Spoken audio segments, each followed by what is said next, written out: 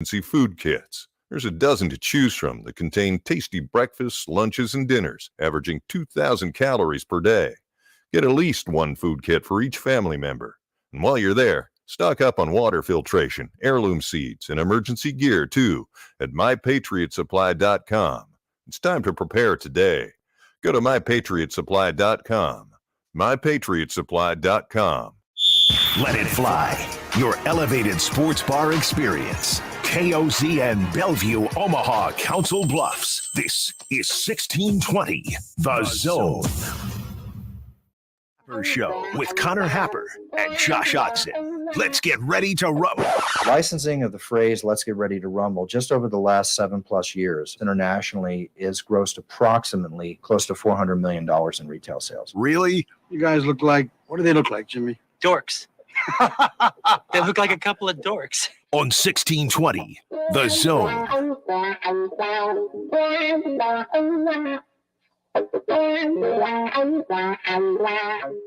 Good morning and welcome in. Happy Monday and happy game week. At last, here we are. It is the Connor Happer Show. You're on 1620 The Zone and on 1620thezone.com.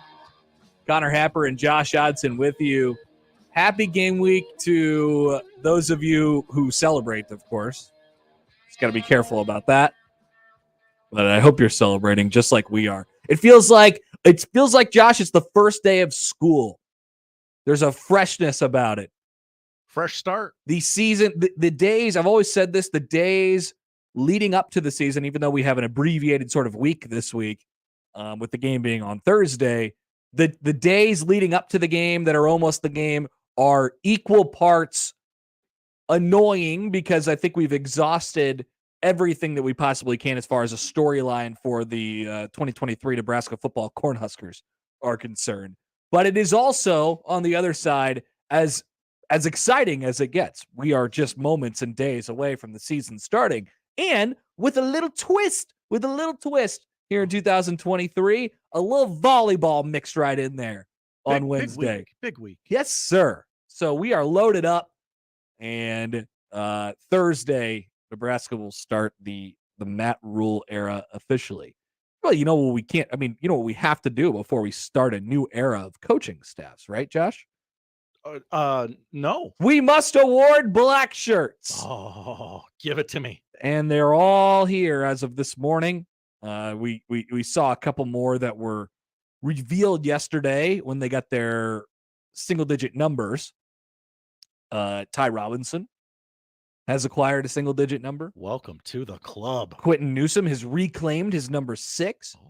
And Deshaun Singleton has the number 8 on the defensive side of the ball. Each of those players were found in their single-digit jerseys wearing black practice uniforms. So they were duly announced that they were single-digit numbers and that they were black shirts yesterday.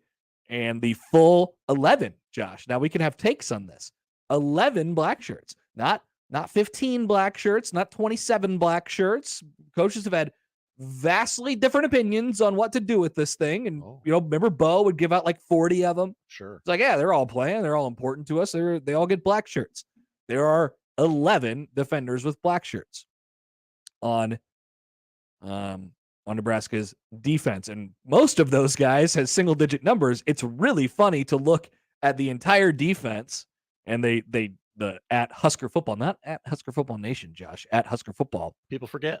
They tweeted a picture of all of the black shirts, and 1, 2, 3, 4, 5, 6, 7 of them are single-digit number guys as well.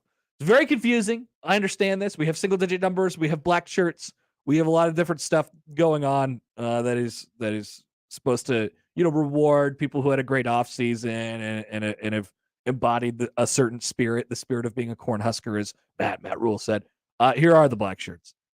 Ty Robinson, Nash Hutmacher, also a single-digit number. And Blaze Gunnerson gets the black shirt. Remember, there was the conversation last week. Hey, if you're asking me who's starting at that defensive end, is it Blaze Gunnerson or Cam Lenhart? The answer is yes. That's what Matt Rhule said. Well, it's Blaze who gets the black shirt. Linebackers Luke Reimer, John Bullock, and Chief Borders. So interesting here, as Nick Henrich is a single-digit number guy, but not a black shirt. Okay, yeah, I just would have assumed those. Okay. You just we got to keep close. Just pay attention. Yeah. Okay. Luke Reimer, John Bullock, single digit number. Maybe maybe this is a spreadsheet worthy thing, Josh. Ooh. Maybe there's a column that says single digit number check, black shirt check, and then we go on. So Nick Henrich is a single digit number, not a black shirt. Chief Borders gets the black shirt, along with Reimer and Bullock. Then we have Quentin Newsom, Deshaun Singleton, Isaac Gifford are all single-digit numbers and black shirts, and then add Omar Brown and Malcolm Hartzog into the black shirts, not single-digit numbers category. Are we clear? Are we clear? We got it? I think so. This would be the first black shirt honor for Blaze Gunnarsson. Of course, John Bullock, Deshaun Singleton, Omar Brown as well, Chief Borders on top of that. So that's it is a defense that is filled with single digit numbers, and it'll be really fun to watch them fly around on Thursday with all the single digit numbers. How many times did I say single digit numbers in one individual segment here?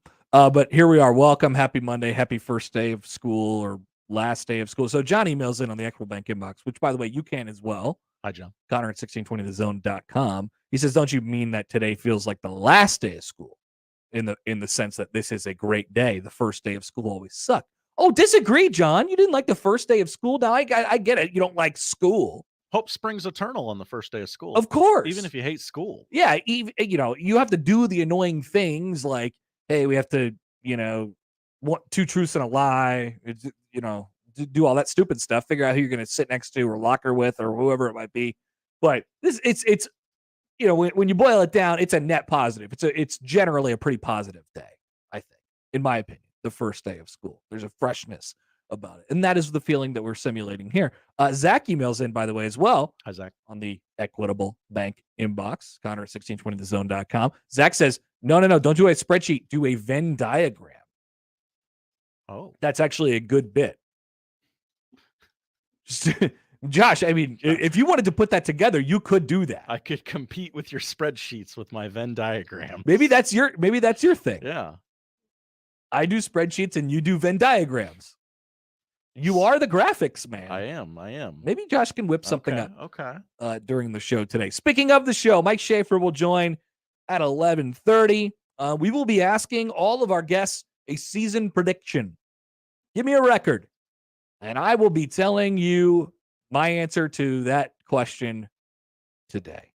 Today's the day. Today's the day. I think tomorrow we'll probably do Big Ten West, Big Ten Conference order of finish, that entire thing, or college football. Maybe do college football playoff picks on Wednesday or something like that. But I figure let's get it out of the way, because on Wednesday and Thursday it's going to be game. So this is like season, So we have Matt Rhule audio from the press conference on Friday, right? He did his game week press conference. So I'm so messed up. So I was gone over the weekend, and the game week press conference happens on Friday, and then the game is on Thursday. By the way, I did look on the Minnesota website this morning. The Gold Out is indeed now sold out.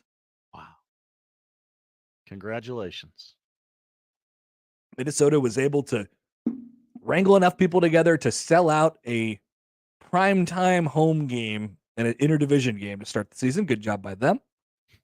Maybe also with a little helmet tap to Nebraska fans as well. I wonder how many will be making the trip up, considering what lies ahead for Nebraska football just 9 days after Thursday night.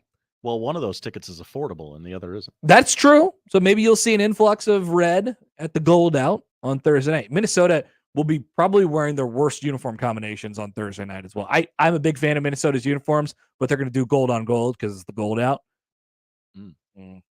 No good.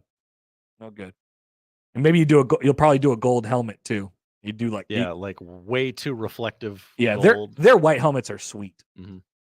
And then you go that with the white pants. That's a really good combination. They have good combinations. Gold on gold on gold. Not so sure. So we'll probably be seeing that on Thursday night. Like I said, Schaefer is going to join the show in the 11 o'clock hour. Sam McKewon will join the show in the 1 o'clock hour. We will ask both of those esteemed guests their season predictions and then a little bit on what may take place this Thursday. Also, Martie Cordero will join the show because they're making a push here the last few weeks of the season. They are currently in the midst of they don't play tonight out at Werner Park. The Storm Chasers, that is. They are in the midst of a 2-week home stretch with the second week beginning tomorrow night. So just a couple more dates where you can catch the Omaha Storm Chasers this year. And we'll talk to Marty, President C, about that. Supposed to be some good weather. And maybe we'll ask him about his season prediction too. I'd love to hear that. Yeah, I'd be curious. What do you think, Marty? Are you excited? He asks me all the time. He's like, hey, do you think it's going to work? And I'm like, yeah, I think so. I think so. Maybe we'll ask him, get some Louisiana Tech bits as well. Give us a nugget in there. So that is the lineup powered by the Rooferees, John Higgins, Weather Guard. Would love to hear from you guys. We're open, baby. Come on, hit us up. Hit us up with your season record predictions. Hit us up with your game predictions. We're open for you guys all week. 402-951-1620 on the 42 Degrees The Source hotline.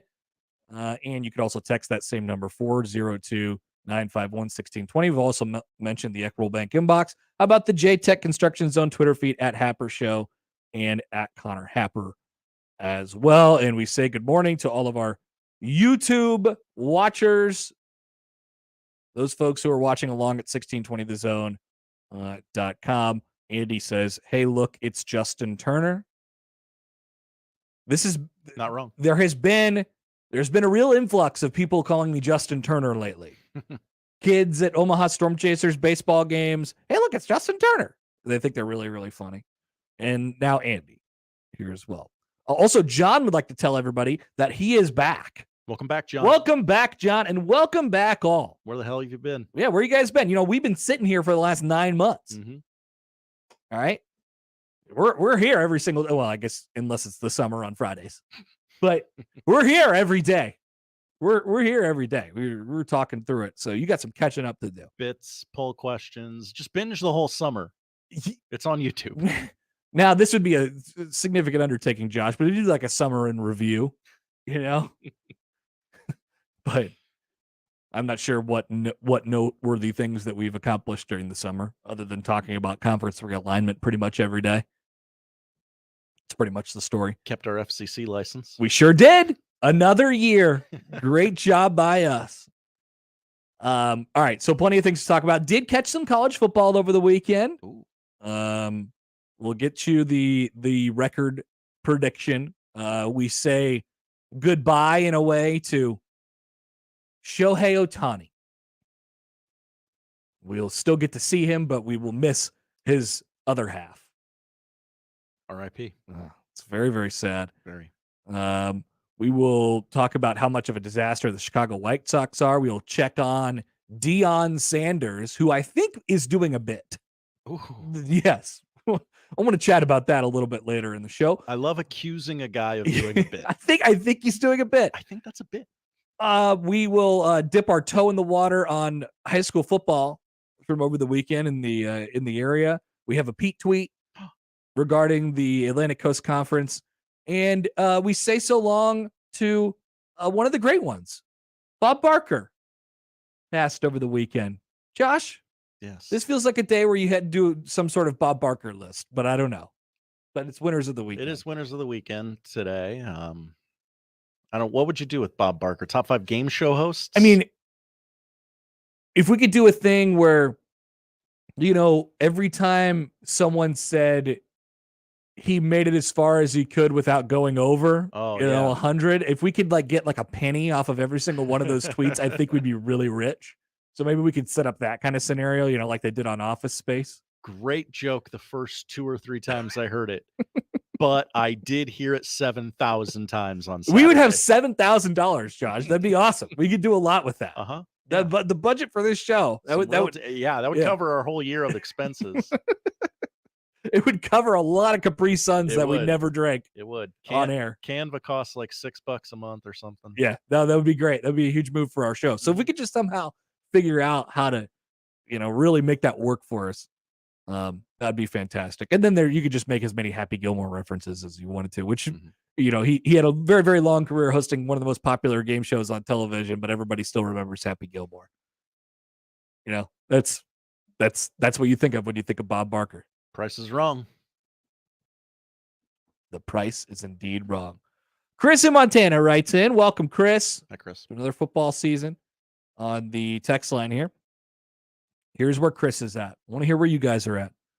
After a month of roulette, I've gone from 5-7 on July 31st to now 7-5. Oh, flipped it. As far as Minnesota goes, Huskers down 4 points late, get a scoop and score or a special teams touchdown to go up 3. A long field goal by Minnesota is wide, and the Huskers come back from in Minneapolis with a 24-21 win. Ooh, what would the first edition of Connor plus Josh Big Red Overreaction on Thursday be like? I don't think we'd ever be allowed to leave. It'd be me smoking a cigarette. If Nebraska scored if Nebraska scored a late special teams touchdown and won on the road against Minnesota to open up a new coaching, I think people would probably start the requests of, I think Connor and Josh have to do Big Red Overreaction every single time. That would be tough. It would be tough. Josh has other obligations. I would do it from the van. You do it from the van, coming back from whatever town I was. Small town in Kansas. Whatever weird hotel Josh is at over the weekend. Okay, that's the setup for the show. We are excited for the week. We'll have special things coming up this week. By the way, it is indeed Red Out Week, getting you ready for the 2023 season. We transition from off season into the season. Listen all week as we prepare for another season of college football. Daily coverage, breaking news, and more. Red Out Week will reach its culmination on Thursday, the 31st, game day, at Oscar's Pizza and Sports Grill, where we will all be there. We, meaning all of our hosts, on air at the same time at noon, roundtable discussion. And that is presented by Union Bank and Trust. And of course, a shout out to our friends over at Oscar's Pizza and Sports Grill, where we will be at on Thursday. You're welcome to come join us and grab some chicken wings on Thursday. Oh, yeah, they'll have plenty. I will have plenty as well. I will try and save some for people. All right, we are off and running. Let's get into a couple of the notes from Matt Rhule's press conference. It was sort of like like overarching, here's the off season, and here's where we're at right now. The first press conference before the season is like a checkpoint. It's like, okay, let's take a look back. Where were we at 9 months ago? Where were we at 6 months ago? Where are we at the beginning of camp? Where are we at right now? There was some really interesting stuff from Matt Rhule as far as that is concerned on Friday at the press conference. We'll get into that. Also, I didn't mention this as well, and I was gone when this, I think, dropped on Thursday or Friday. The Big Ten requiring the schools to release an availability report due to integrity. Got to have some integrity. Integrity, yeah. You got to have some integrity. That's why we're doing this. Well, integrity has not been very common in the Big Ten Conference. And now they're going to have some integrity. That's why we're doing this, Josh. Yeah, integrity. That's why we're doing this. No other reason. Oh, all of that coming up on a Monday edition of the Connor Happer Show right here on 1620 The Zone. Previously on Unsportsmanlike Conduct. If there's a snail crawling towards me inside of the Omaha NRG studio, it's not going to be any other snail. That's just the one snail. But when Nick and I bring a bag full of snails and dump them at your feet, I'm not working with you two yahoos anymore. Snail pickup. I'm not gonna work with you anymore. Unsportsmanlike Conduct with John Bishop and Josh Peterson. Weekdays 2 to 6 on 1620 The Zone. Your Omaha area forecast from a Godfather's Pizza Weather Center and KETV Newswatch 7 on 1620 The Zone. A pleasant morning to start off Monday with a mix of clouds and sunshine. We'll keep partly sunny skies around most of the day. then a slight chance of a shower as we head into the evening. Most will stay dry, highs around 87. I'm meteorologist Sean Everson from KETV Newswatch 7. The Connor Happer Show returns in minutes on 1620 The Zone. Leave your Labor Day catering to the Pitmasters at Rib Shack Smokehouse, 108th and Q. Sure, you could go elsewhere for your health and wellness products, or better yet, why not just come to 42 Degrees? Those other places don't even come close to the wide variety and premium disposable e-juice, CBD, Delta, Kratom, glass pipes, vaporizers, and other great products. With the friendliest, most knowledgeable, and professional staff who will find the right products just for you. If you're looking for a one-stop shopping experience, look no further. 42 Degrees. By your mom's house. Contains nicotine. Nicotine is an addictive chemical. Hey, Brianna, look at you, graduating already. Yeah, knocked out my gen eds in 2 years at MCC. And now you're off to finish my 4-year degree at the university. That was fast. I'll bet your mom loves that. We saved thousands in tuition. Now that's smart. That's Metropolitan Community College. Knock out your gen eds in 2 years before transferring to a 4-year university. Get started at mccneb.edu/me. Classes start September 5th. This is me at MCC. Email us on the Equitable Bank inbox with whatever is on your mind. Zone Inbox is brought to you by Equitable Bank. We take banking personally. You can get me, Gary, at 1620thezone.com. We want to hear from you on the Equitable Bank Zone Inbox. Get a full breakdown of what went right and what went wrong immediately after every Nebraska game with Big Red Overreaction. Presented by Equitable Bank. We take banking personally. And by Coors Light, keeping Nebraska chill. Also brought to you by J. Sennett Contracting, Tinman's Collision Center and Mechanical Repair, and Rotella's Italian Bakery. Immediately after the game, join the show and sound off with the good, the bad, and the ugly. Big Red Overreaction with the Keg and 1620 The Zone. Labor Day savings start now at Lowe's. Get up to an additional $1,500 off select major kitchen appliances. And save $100 off select laundry pairs, priced $1,396 or more. Plus, pick up the latest DeWalt PowerStack 20-volt max 5 amp-hour battery kit and get a select Bear tool free. Lowe's knows home improvement. Valid through 8/30. Appliance savings vary based on purchase amount. Exclusions apply. See Lowe's.com for details. While supplies last. Prescriptions require an online consultation with a healthcare provider who will determine if appropriate. Restrictions apply. See website for details and important safety information. Subscription required. Price varies based on product and subscription plan.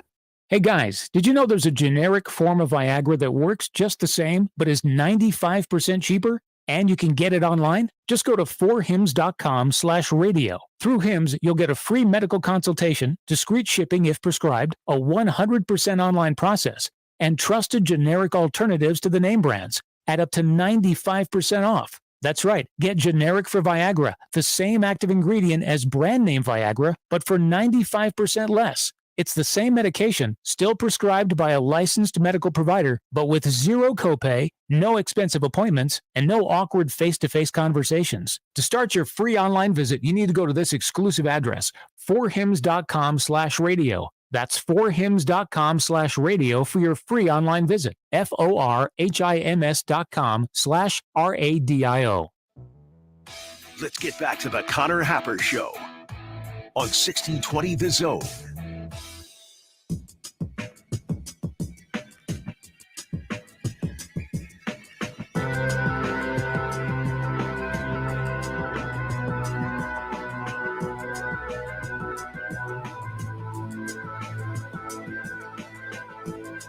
And I got a couple questions for you before we get to the Matt Rhule audio. Is there anything that's happened in the NFL that ESPN is probably salivating over that nobody else actually cares about at all than Trey Lance randomly getting traded to the Dallas Cowboys? I mean, that is just perfect. I expected to turn on, I just flipped on ESPN in the studio, and I figured it was just going to be 2 hours of debating Trey Lance. Oh, and Dak Prescott didn't know about this, and he wasn't informed about it at first. You want to know why he wasn't informed? Because it doesn't matter. Trey Lance stinks. That's why he got traded for nothing. He's thrown 12 passes since his senior year of high school or something like that. Like, we gotta get over this. Yes, he was a top 5 pick a couple years. Yes, he was that. He's done. He stinks. He's hurt. I know he's been hurt, but he stinks. Connor. And he's not better than Dak freaking Prescott. So what an But is he invitation. better than Cooper Rush? What an invitation from the Dallas Cowboys to just say, hey, why don't you talk about us for a couple days? Hey, I know college football's starting. Have a little content. Take it. Little NFL content. Yes. So this is that is made directly for they should you know who they should have told actually instead of Dak Prescott. They didn't tell Dak Prescott. They should have told Stephen A. Smith. Stephen A., did you know that this was gonna no, I was not informed of this. And I'm frankly disgusted. It's despicable. I was just in New York, so I could do this. I could actually accomplish the Stephen A. Smith thing. It's perfect. It's completely inconsequential, but it involves the Dallas Cowboys and it involves a former top 5 pick. It's the most perfect thing of all time. Nom, nom, nom, nom, nom. Yep. Just gobble it up. I have an update out of Indiana, if you're ready for it. What's going on in Indiana? Coach Tom Allen has said Indiana has named a starting kicker, but they will not reveal it publicly. Oh, well, you got to keep those secrets, Tom. What's the over-under for Indiana this season? It can't 2.5? 3.5? Let's see. Win totals.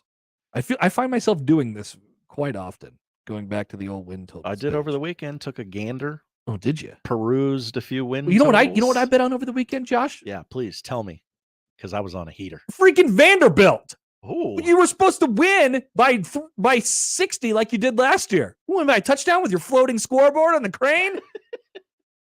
I'm out on Vanderbilt. They're dead to me. Timmy Chang. Is Timmy Chang going to be a good college football coach? I think it's possible. Maybe. I bet a lot of money and won a lot of money on the Mariners and Kansas City Royals this weekend. Yeah. Thank you. I'm not going to bet against the Royals, but it would have been the right time to do it. Let me tell you. Jordan Lyles is pitching? Yep, that's exactly what I did. Great. Jordan Lyles is pitching. Jordan Time to give Lyles up is pitching. 15 runs. Hammer that run line. Let's buy it up a little bit. Julio Rodriguez is going to homer. But total bases. Yet, Josh, he goes out there every 5th day for my beloved Kansas City Royals. And you know what he does? He eats innings. I was like, oh, they're just giving money away on the FanDuel app today. Okay. He eats innings and also gives up 9 runs every time he pitches. Indiana's win total is 3.5 with a little juice on the over if you're interested. I am not. I am also not interested. Okay, from Zach. Now, here's another thing that happened over the weekend. I did catch a little bit of Notre Dame and Navy in the Air Lingus Classic, and I have a couple thoughts on the Air Lingus Classic here in a second. I did not hear any reports of free beer. Sad. Very disappointing. But I did see the cup snake. Oh, okay. Went from the lower bowl to the upper deck. It actually linked the lower bowl and the upper deck at Aviva Stadium in Dublin, which is very, very nice. The Irish fans were going nuts in Ireland. Zach emails in the Equitable Bank inbox. Hi, Zach. Rule should call an onside kick for the first kick of the season. Now, this just gives me an excuse to go back to our TV watching on Saturday. Yes. So, okay. So poll question. Ooh. And it's a little bit wordy. So help me here. Oh, we got characters. It's fine. So which joke was more annoying or which joke happened more? I'm not exactly sure what we're going for. Is it Bob Barker dying before he got to 100 years old, not going over, or that Notre Dame should have onside kicked when they got up 14-0? Okay. Yeah, we can definitely throw that up there. The Bob Barker joke happened more because not everybody gets the onside kick joke. Not everybody remembers the onside kick, but we do. Never forget. My timeline was just jacked full of Bob Barker jokes. Disrespectful, by the way, Bob Barker jokes. A man died. And the fact that, yes, Scott Frost did indeed decide to kick an onside kick up by 11 in the Northwestern game in Ireland last year. People forget that. I saw in Mitch Sherman's primer for the season, he had a very good quip that I liked quite a bit. He says, "It's worth remembering," which I don't know, kind of interchangeable for people forget, Josh. Yeah, no. It's worth remembering, if you know, you know, as the Huskers head north, that each of the past 2 seasons opened away from home against Big Ten West opponents. Nebraska entered those games as the common sense favorite to win. Both games veered off the rails, doomed by a string of boneheaded plays and decisions. Now, I think the point he's making is Nebraska's the underdog here, so maybe it could happen again, just in the reverse. But it's funny to remember. It's like, yeah, that's true. Nebraska did open the season in weird situations in week 0 each of the last 2 years, and we're both completely and utterly derailed by a straight, endless, hilarious string of boneheaded plays and decisions. That is indeed true. That is indeed true. We also get this from the inbox from John. Hi, John. Subject line, Iowa Western.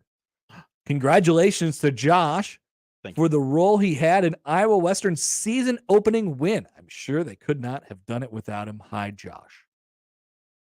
Yeah, no, I played a pivotal role. I stayed out of the way. I didn't touch any of the players. Mm-hmm. And they won 27-20 over a much improved Dodge City team. Good job by you.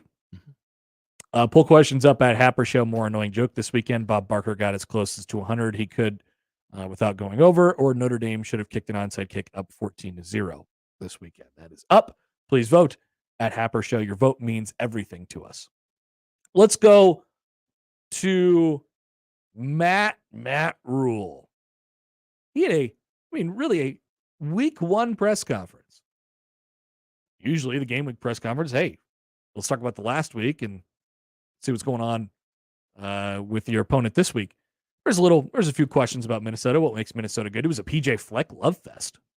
Oh, Matt Rhule loves PJ Fleck. That doesn't shock me. He runs a great program. I wouldn't run it that way, but it's I consider PJ to be a dear friend of mine. But Nebraska's opponent last week and for the last, 30 plus weeks has been itself. And maybe even its own brains. That's right. He was asked, he being Matt Rhule, was asked if he could compare the mental state of the team right now to when he first arrived. We'll play the follow-up to it as well. Matt Rhule, how far have you come along in that area? I think anytime you have a new coach coming in, there's just a lot of anxiousness and anxiety. They just went head coach. They went from Scott to Mickey, kind of got comfortable with Mickey. Then all of a sudden I show up, it's, hey, does this guy really want us here? What's he going to do? So there's probably just a lot of hesitation, I don't know the right word is hesitation. Probably a lot of just anxiety about what's the future going to hold. Where do I fit? I think everyone's everything's pretty transparent. We want to have a very positive, stable, transparent environment, a very challenging environment. We're not, you heard me say before, we're a caring, not coddling place. But I just think that they kind of know where we stand. Everyone knows where they stand. They know what's expected. So I think we've come a long way in that regard. Okay, so if you didn't notice, he didn't actually answer the question there. Because he doesn't like to. He's been asked this. He's been asked variations of this question throughout the last 9 months. Hey, what did you find when you got here? What did you find when you got here? And how would you compare it to right now, or how far along, how much progress have you made in that category? How prepared do you feel like, and whether it's from a talent standpoint or, as he was asked, from a mental standpoint. So the follow-up question came through, which was, hey, that's not really what I was asking. that's not really what I was, good follow-up from Eric Olson of the Associated Press. It's not, that's not kind of really what I was talking about. And not shocking at all, Matt Rhule knew exactly what he was asking, but he has his reasons why he doesn't answer the question. Here he is. Oh, I know what you meant. Yeah, I'm just not going to say anything about that. It's a great question. I don't want to say anything negative about the people that were here before me. And I think Mickey did a great job. I just think, they haven't won, right? When you haven't won, you start being like, man, are we ever going to win? And what we've asked our guys to do is to take ownership of that. You know what I'm saying? So I'll be honest with you. I will answer this though. I think this is like one of the most resilient groups of young people I've ever been around. Like I've said it a couple times. I don't know if people take me seriously. Like I really feel like it's my obligation to watch. I mean, I remember Garrett Nelson sitting in my office, and Garrett Nelson needed to go to the NFL. Like he was getting older. While I would love to have coached him, I was like, bro, it's your time. Like go make it happen. But I remember Garrett, and I hope he's okay with sharing this, talking about like his father's legacy here and like how he wanted to be part of the group that turned it around. And I remember visiting with Nick and Luke, and they're trying to figure out, should we transfer? Should we stick around? Like Coach Rhule, your MO is to kind of not be very good early and play the young guys. So, but their care for the program was so strong that I feel a tremendous obligation. Like, man, we have to find a way to help these guys win. So I don't know if they're beaten down as much as I would say just sort of like, they want this so badly and they haven't been able to, and they're kind of looking everywhere. And I think we've just tried to be very focused about, hey, let's focus on these things. So I feel like we're in a good place right now. It's pretty good. I mean, in case you guys haven't been able to notice this, Nebraska football has been hit by this sort of avalanche, right? Like at one point it's on you and you're like, okay, I'm not exactly sure where this is going to take us. And then you get to the point where you're underneath it and you're trying to dig yourself out and you don't know where to start. And I think that's how the players have felt in the program for a really long time. They need it, but not for a really long time. I guess, at least over the last 12, 24 months here. How do we dig ourselves out of this crap? How do we finally get to the surface again? And the reality is, and this is why you hear Matt Rhule talk about it all the time, Matt Rhule talk about it all the time. It's there's not one big thing that you could do, to get you back up to the surface. It's just digging, man. It's just one thing at a time. It is the thing in front of you. Let's take care of the thing in front of us, and then we'll go on to the next thing. But let's be really careful and make sure we do that job right with each, with each swipe of the snow to continue the avalanche thing. It has to be done properly. It has to be done right, and then we can move on to the next thing. And that's I think what he's trying to get his team to understand. That'll be the ultimate test of what they are this year. I mean, they've put them through a lot of situations where I think Matt Rhule sort of they really wanted to test them. They really wanted to try and break them down. How are you going to react in these situations compared to how do I want you to react? It's very clear. I mean, the biggest thing that he has identified within this program as far as what needs to change and what needs to improve right away is the mental state of where the players are at. And they need to be focused on the right things. And Rhule's going to attempt to help them get there. On a similar subject, on a similar note, he was asked about the area that he feels like the team has progressed, that he is most proud of. And his answer is quick and decisive. Here's Rhule. Football IQ and intelligence, situational football.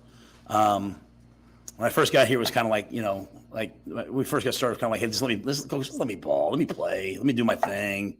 Like, there's really no doing your thing when you play against good teams, right? It's like executing in the moments and in the situations and matching each moment with excellence.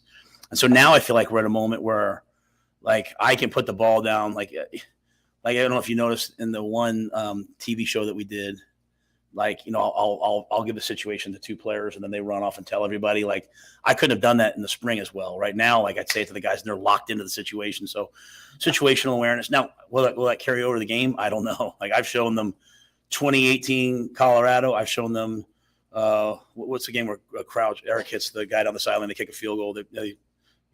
Colorado scores with like 2000. Thank you. I showed them and the A&M game. I showed them all these old games, both with us. Today we watched Syracuse, Purdue, right?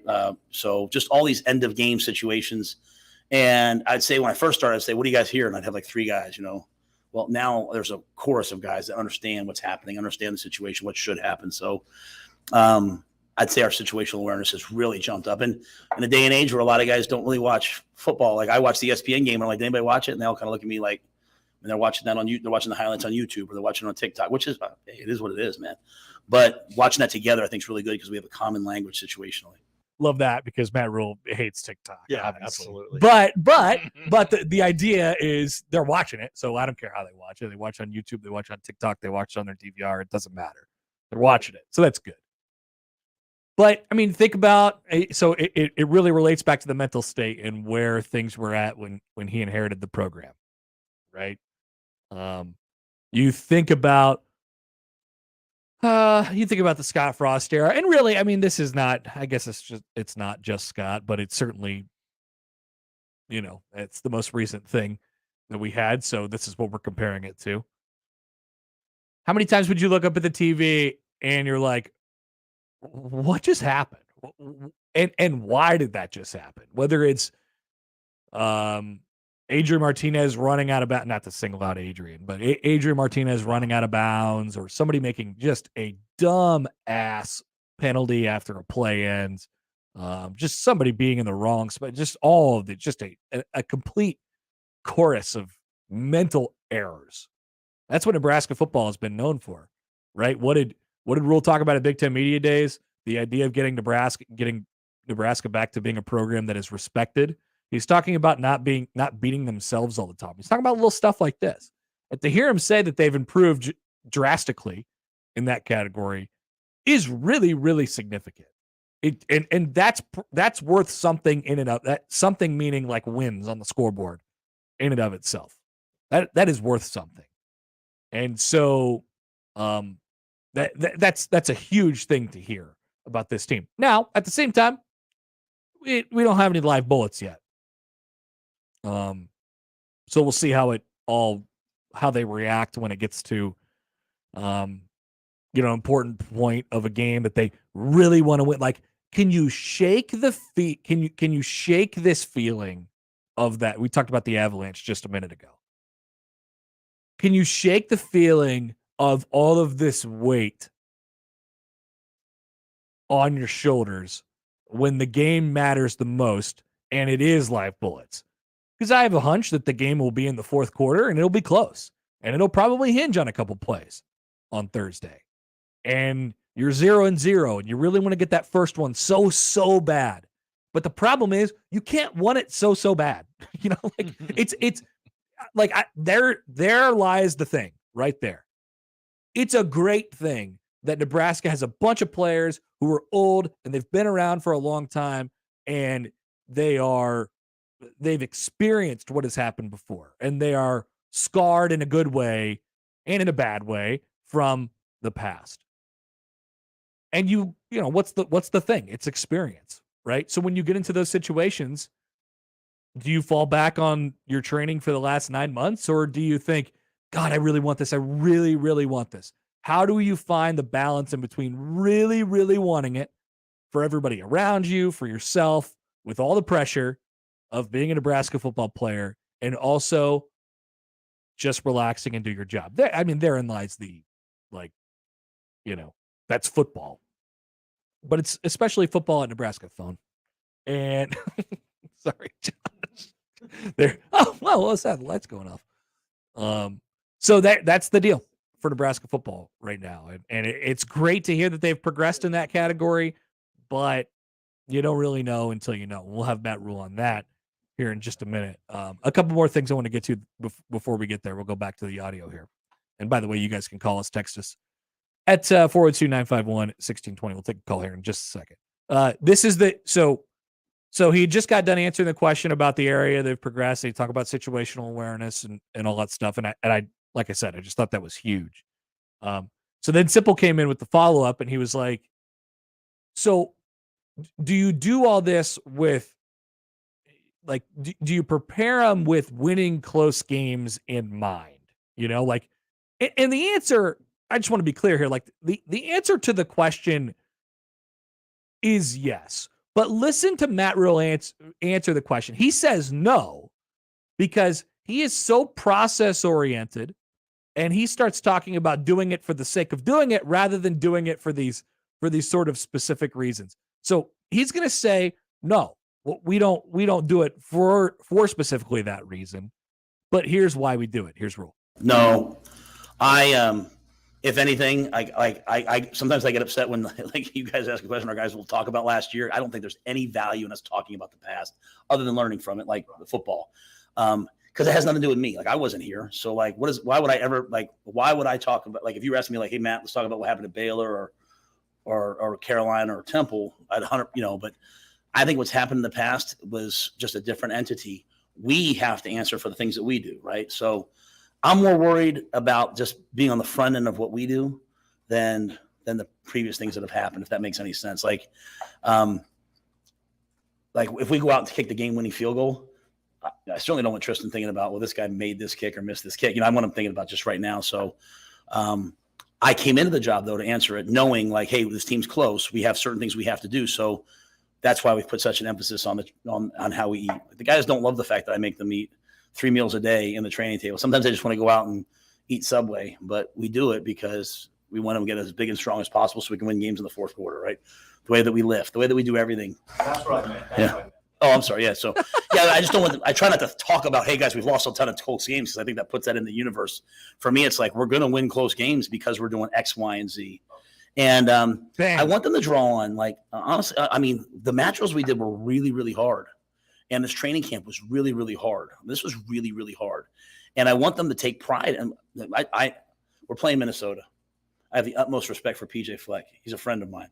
I love the way he runs his program. It's different than me, but I love the fact that I'm in Texas. I can walk into a high school and I see like Hyper and Ski Uman row the boat on a wall. And I'm like, oh, PJ was here, huh? Like that's it. He believes in that. And it's what I love about them. It's why they've done what they've done over 7 years. And the way they play the game is the way I like to play the game. They run the ball, they play defense, they execute on third downs. And so like we understand like for us to go play in that game on the road, the first game for us as an entity together, we have to have gone through a really hard training camp. And we have to have taken our confidence from that. This Tuesday's practice, I know kind of went out there and said it was a little bit lethargic, which drives me nuts that he said that. It was 110 degrees and we were practicing like we were in Junction, like the guys battled, right? It was, it wasn't good enough. And so we told them, but like we have a group that has really worked hard, and I want them to take confidence from that. And that confidence only means that you've earned the right to go play against another really good team. It should be a great game, but I guess that's more my thing. I want them to take their thoughts about what we've done since we've gotten here. But the whole thing was geared for, hey, let's get this team over the hump if we can. So that's him. I mean, that's Matt Rhule right there. We're not doing this for the express purpose of this, or at least I'm not telling you that's why we're doing it. But guess what? We're going to be better at these things because we're doing things this way. And he mentioned it right in there. Yeah, like I was tasked with for the express purpose of, hey, we're close. We have to get this team over the hump. How do we win these close games? That's why he's doing it. So, but the answer to the question is truly no, but it's also very much yes at the same time, right? It is. We can't have you going out there thinking about what we've done in the past. We know, and their confidence in what they do, by the way, is not a small deal here. Their confidence in what they do and saying, hey, this is going to work if you buy in.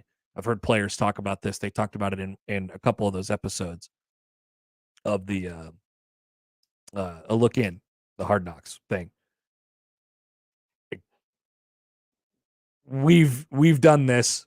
We've been there, and we need to get over the hump. But they have so much confidence in what they're going to do, and if we just get that complete 100% buy-in, then we're going to see the results of this.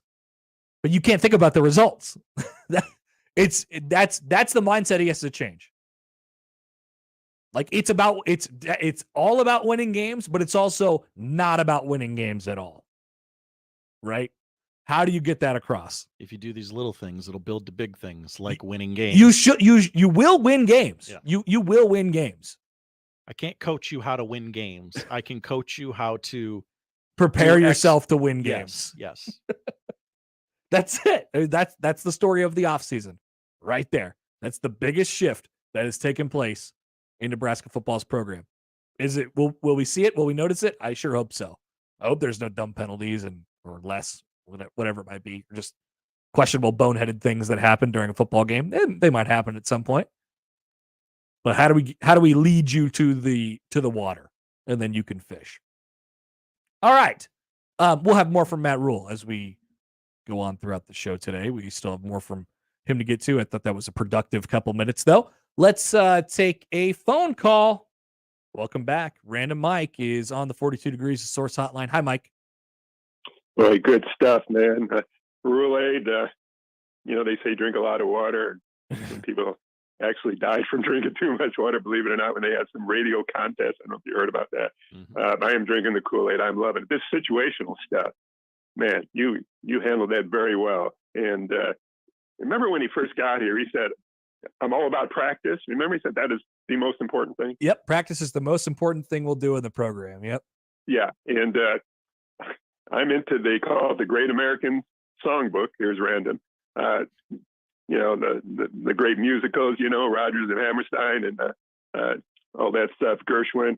But Sound of Music, Josh, was the most popular movie ever when it came out. Did you know that? And Julie Andrews was as big as it gets. And after the war in England, she was the voice. As a child, she was supporting her family. She just had this great voice. And she said something that I heard Nick Saban say, that when she became a professional at a young age, her voice teacher said, Julie, an amateur practices till they get it right. A professional practices till they can't get it wrong. And then I heard Nick Saban, it was actually one of his former assistants talking about him because he didn't let his assistants talk to the media. Yeah. And it was Kiffin. And he said one of Nick's favorite expressions was, you don't practice till you get it right. You practice till you can't get it wrong. And all this situational stuff and the accountability, wouldn't you agree?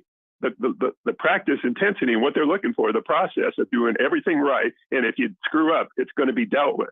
I would say that that's something that Matt Rhule would subscribe to quite a bit. Yes. And all this, I love the way he's talking about putting him in every uncomfortable situation.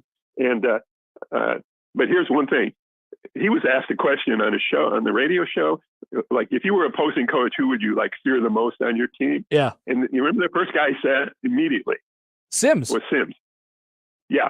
And he's also talked about wanting Sims not to be afraid to run the ball in certain situations, although they don't want to run him to death. And here's my thing. Stroud, the Ohio State quarterback, against Georgia, and would you agree they easily could have won that game? Yeah. After Michigan embarrassed them. Yeah. And if they beat Georgia, they probably win the national championship. Probably. After that horrible loss to Michigan. Stroud ran the ball in that game 4 times as often as he'd ran it the rest of the year. And Georgia had trouble with that. I mean, they weren't ready for it. You know what I'm saying? In a big game, like the first game this coming up, can you see our running our quarterback more than we really want to the rest of the year, just because it gives us the best chance of winning an important game? Well, I could definitely see that scenario. Hey, Mike, thanks for the call. You bet.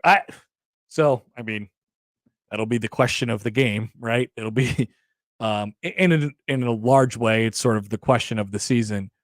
Sure, I could envision a scenario where they're going to utilize Jeff Sims. I think going back to and making the Ohio State comparison is really important here, because what does Ohio State do? They could choose the way that they want to beat you, Sure.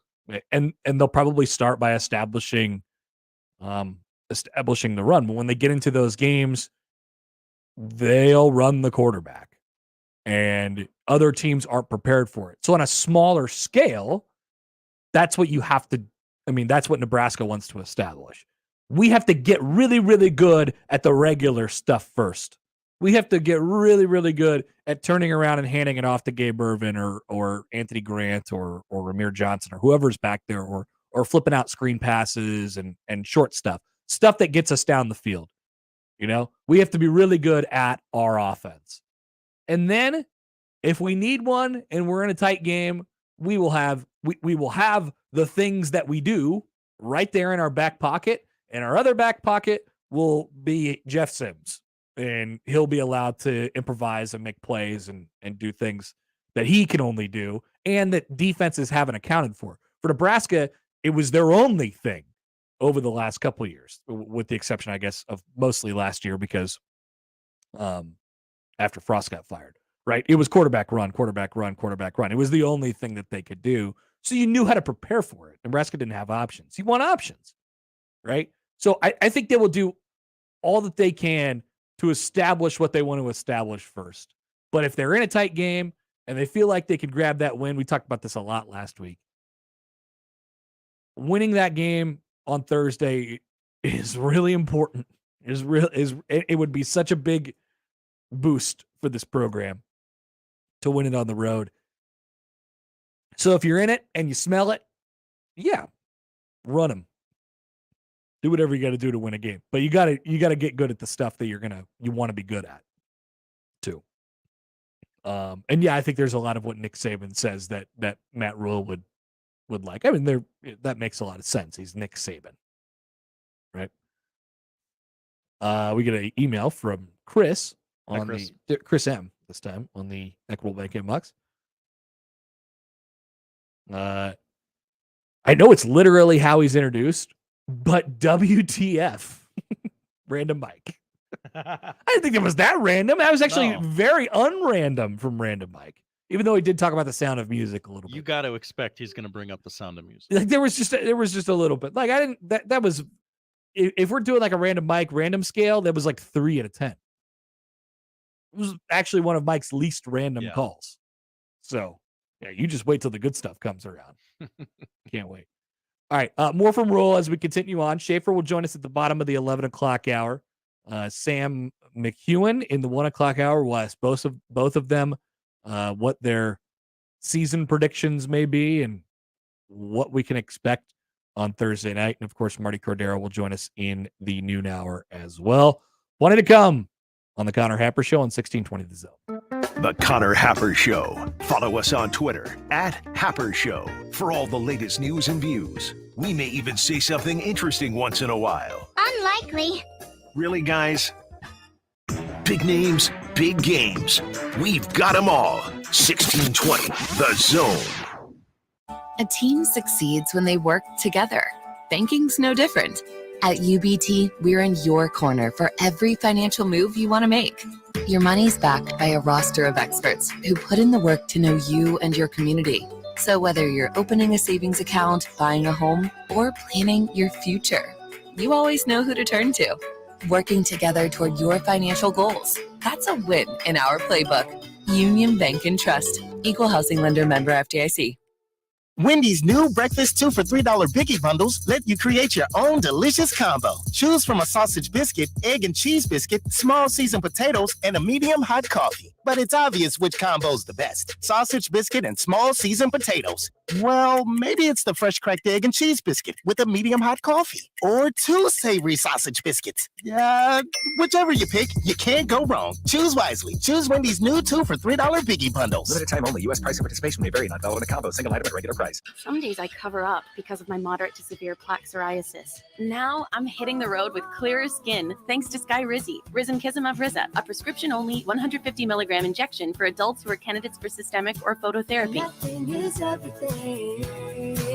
With Skyrizi, 3 out of 4 people achieved 90% clearer skin at 4 months. And Skyrizi is just 4 doses a year after 2 starter doses.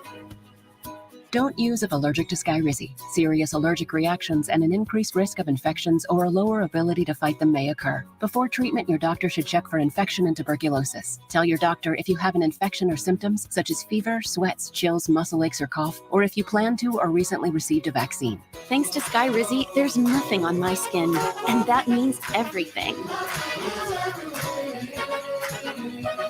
Ask your doctor today about Skyrizi, the #1 dermatologist-prescribed biologic in psoriasis, and visit skyrizi.com or call 1-866-SKY-RIZZI to learn more. At Metal Supermarkets, we're here so you can get a bigger boat. How so? We're the one-stop shop for metal, which means you can get any metal, cut to any size, ready real fast, saving you valuable time to convince your other half why a twin-engine center console makes sense for you and your entire family. Happy fishing, soldier. Metal Supermarkets, open to the public. Visit a Metal Supermarket store near you. Sure, you could go elsewhere for your health and wellness products, or better yet, why not just come to 42 Degrees? Those other places don't even come close to the wide variety and premium disposable e-juice, CBD, Delta, Kratom, glass pipes, vaporizers, and other great products. With the friendliest, most knowledgeable, and professional staff who will find the right products just for you. If you're looking for a one-stop shopping experience, look no further. 42 Degrees. By your mom's house. Nicotine is an addictive chemical. If you're hiring, it can feel like you're trying to find a needle in a haystack. You can hope the right person comes along, or you can just use ZipRecruiter. And now you can try it for free at ZipRecruiter.com/radio. In fact, ZipRecruiter has helped a lot of business owners find their needle in a haystack, like Marco, president of operations at Telly Tires and Auto Centers. Because Telly Tires has grown a lot in the last few years, Marco needed to hire everyone from a receptionist to a store manager to a head mechanic. ZipRecruiter helps me find all the right people, even the most difficult jobs to fill. ZipRecruiter helps me keep my business running. Take it from Marco and millions of other businesses who've used ZipRecruiter. ZipRecruiter can help you find the needle in the haystack. See why 4 out of 5 employers who post a job on ZipRecruiter get a quality candidate within the first day. And right now, you can try ZipRecruiter for free. That's right, free at ZipRecruiter.com/radio. That's ZipRecruiter.com/RADIO. ZipRecruiter.com/radio. ZipRecruiter, the smartest way to hire. Cox Internet has so much to offer. We had to bring in an auctioneer to fit it all in 30 seconds. Up next, Cox Internet with speeds that match all your needs. No annual contract, equipment included, services up and running the day you move in, all at our everyday low price. Going once, going twice. Sold to those who sign up today. Wow, that's fast. So's Cox Internet. Learn more at cox.com/internet. No annual contract means no minimum term period requirement and no early termination fees. Restrictions apply. Let it fly. Your elevated sports bar experience. KOZN Bellevue, Omaha, Council Bluffs. This is 1620, The Zone. See you. Let me do this again so we get a clean take. But we know what we want, and we're going to get it. I'm a head coach. We sold out. Good, bad, indifferent, whatever. Whatever angle you take, it helps. You best be settling in now, partner, because it's time for another Coach Prime update. Young folks got a saying now, I'm him. On the Connor Happer Show on 1620, The Zone. Yeah, we're 3 days away from Minnesota, but come on. We've always got an eye out west. Yeah, just take a look. Take a look. So the Buffaloes had their preseason team media day. Coach Prime was not available for the Pac-12 media day, so they did their own team media day. And Coach Prime had a lot to say, as most college football coaches do, about the word culture. Culture.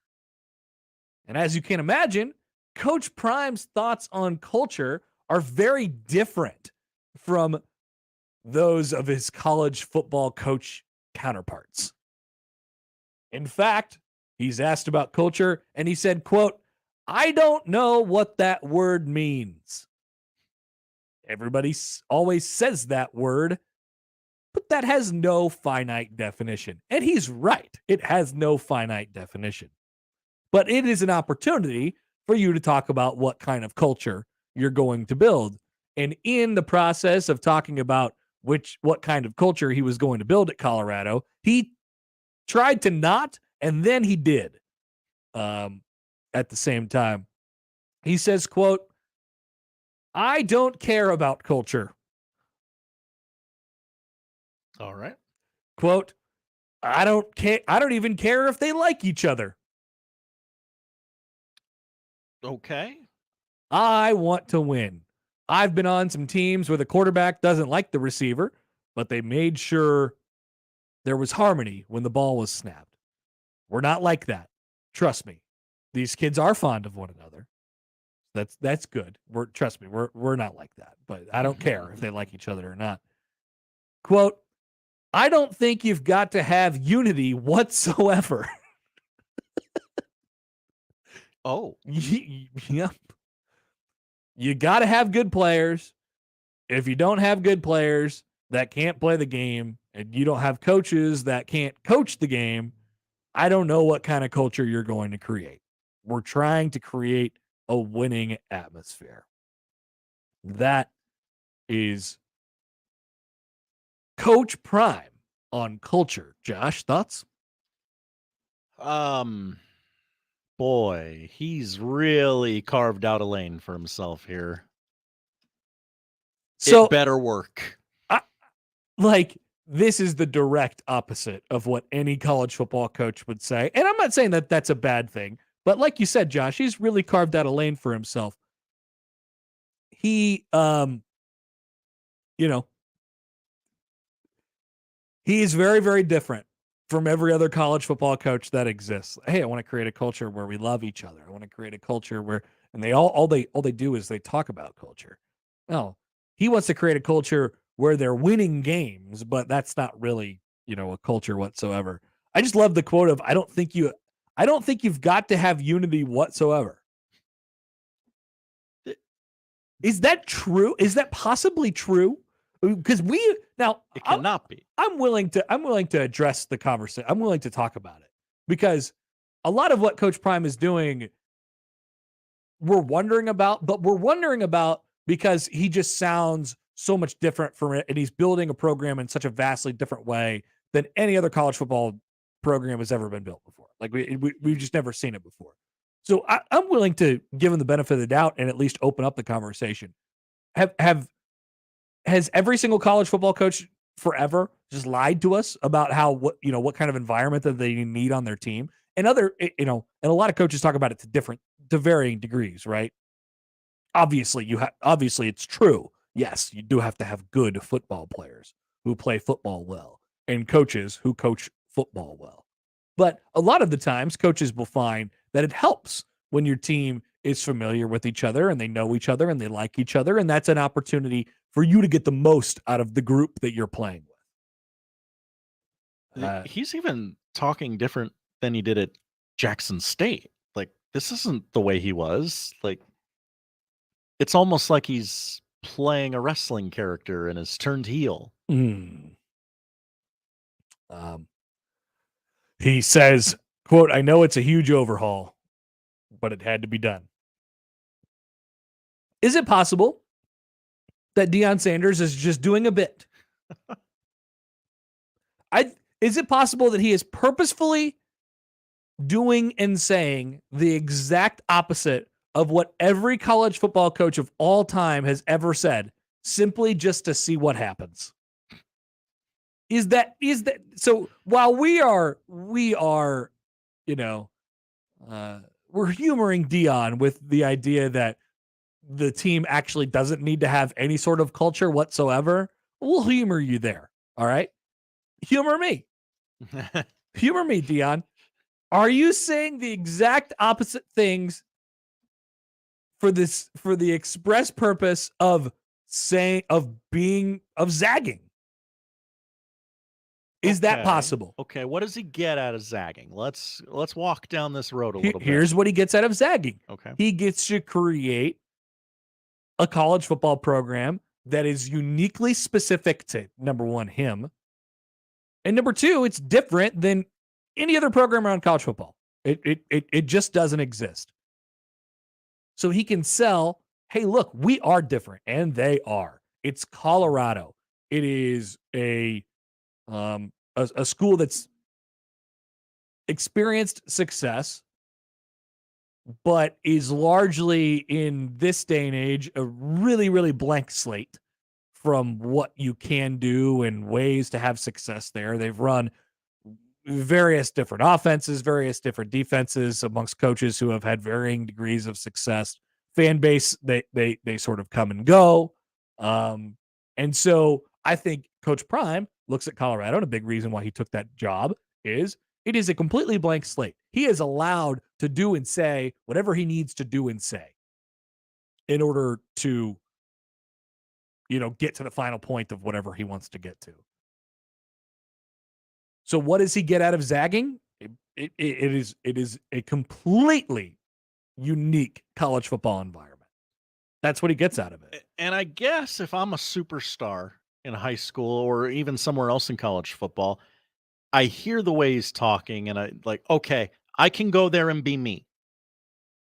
No doubt. There's not a lot of those guys out there, but there are, for lack of a better word, jerk superstars out there that are, I think so, looking for a destination to not have to play well with others, but also get their numbers. Email from John in the Equitable Bank inbox. Hi, John. Coach Prime doesn't care about culture. He just wants to create a winning atmosphere. What does that mean? Isn't atmosphere, as used here, essentially the same as culture? Yeah, I mean, where Matt Rhule talks about the process and every little thing matters, and ultimately you will get to the end result by doing all of the little things that are in between. Coach Prime is taking the complete opposite approach. It's like, we just want to skip to the winning part. Winning is the only thing in our program. What does Matt Rhule say is the most significant thing in his program? Practice, not the games. Practice. I can't teach you how to win games. I can teach you how to situationally prepare for things. Yep. What does Coach Prime say? No, you're going to come here and you're going to win. That's it. That's the environment that we want to create. That's the only thing that matters in our program. I don't care how. Win. So that, in a big picture, there is your reason why Coach Prime in Colorado is completely and totally interesting and intriguing this year. People might be sick of hearing about him already. I am not going to be. They are going to be in every week. Like, what's going on there? What are they saying? Why? Because it is so different from anything that we have ever seen. In fact, he says culture doesn't matter. Winning is the only thing. So when you're watching Friday Night SmackDown, Josh, did you happen to see this? I figured you might. And they're reading promos for Fox College football games. And they have Coach Prime riding on a buffalo. Yeah. Like, and the announcer for Friday Night SmackDown is like hype doing it. Oh yeah. It's like, what's going on here? I can't wait for Thursday night. Gus Johnson's hyped read of Friday Night SmackDown. It's gonna be hilarious. Oh, and you know what they're gonna be doing on Thursday night? They're gonna be talking about how they're gonna be in Boulder next weekend to get Colorado and Nebraska. Mm-hmm.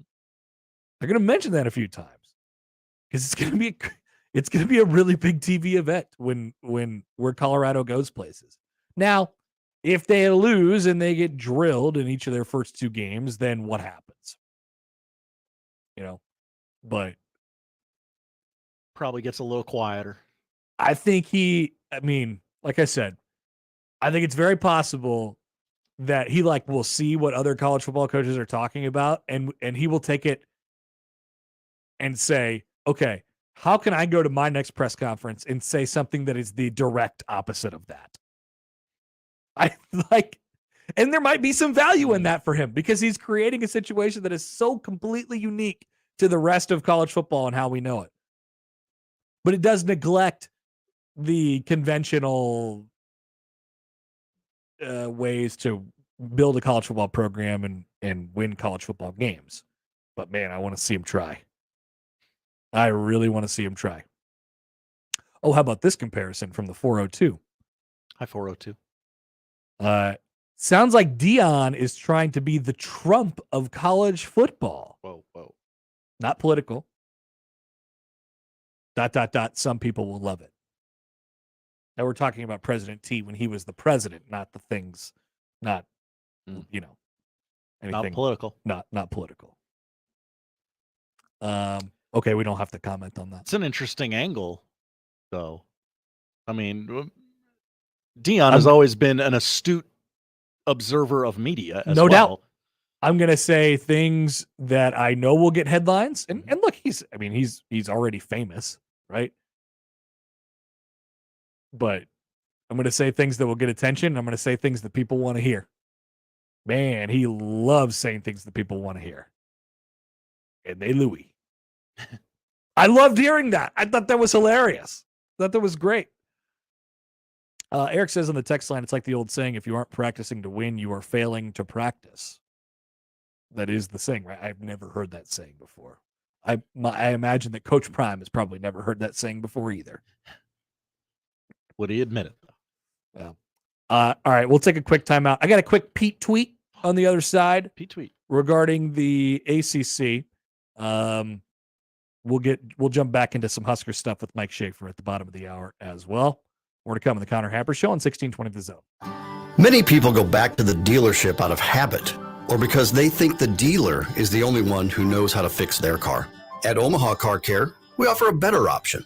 We have ASE certified technicians, the technology to service any vehicle, and free loaner cars. The dealer will sell you a package of services.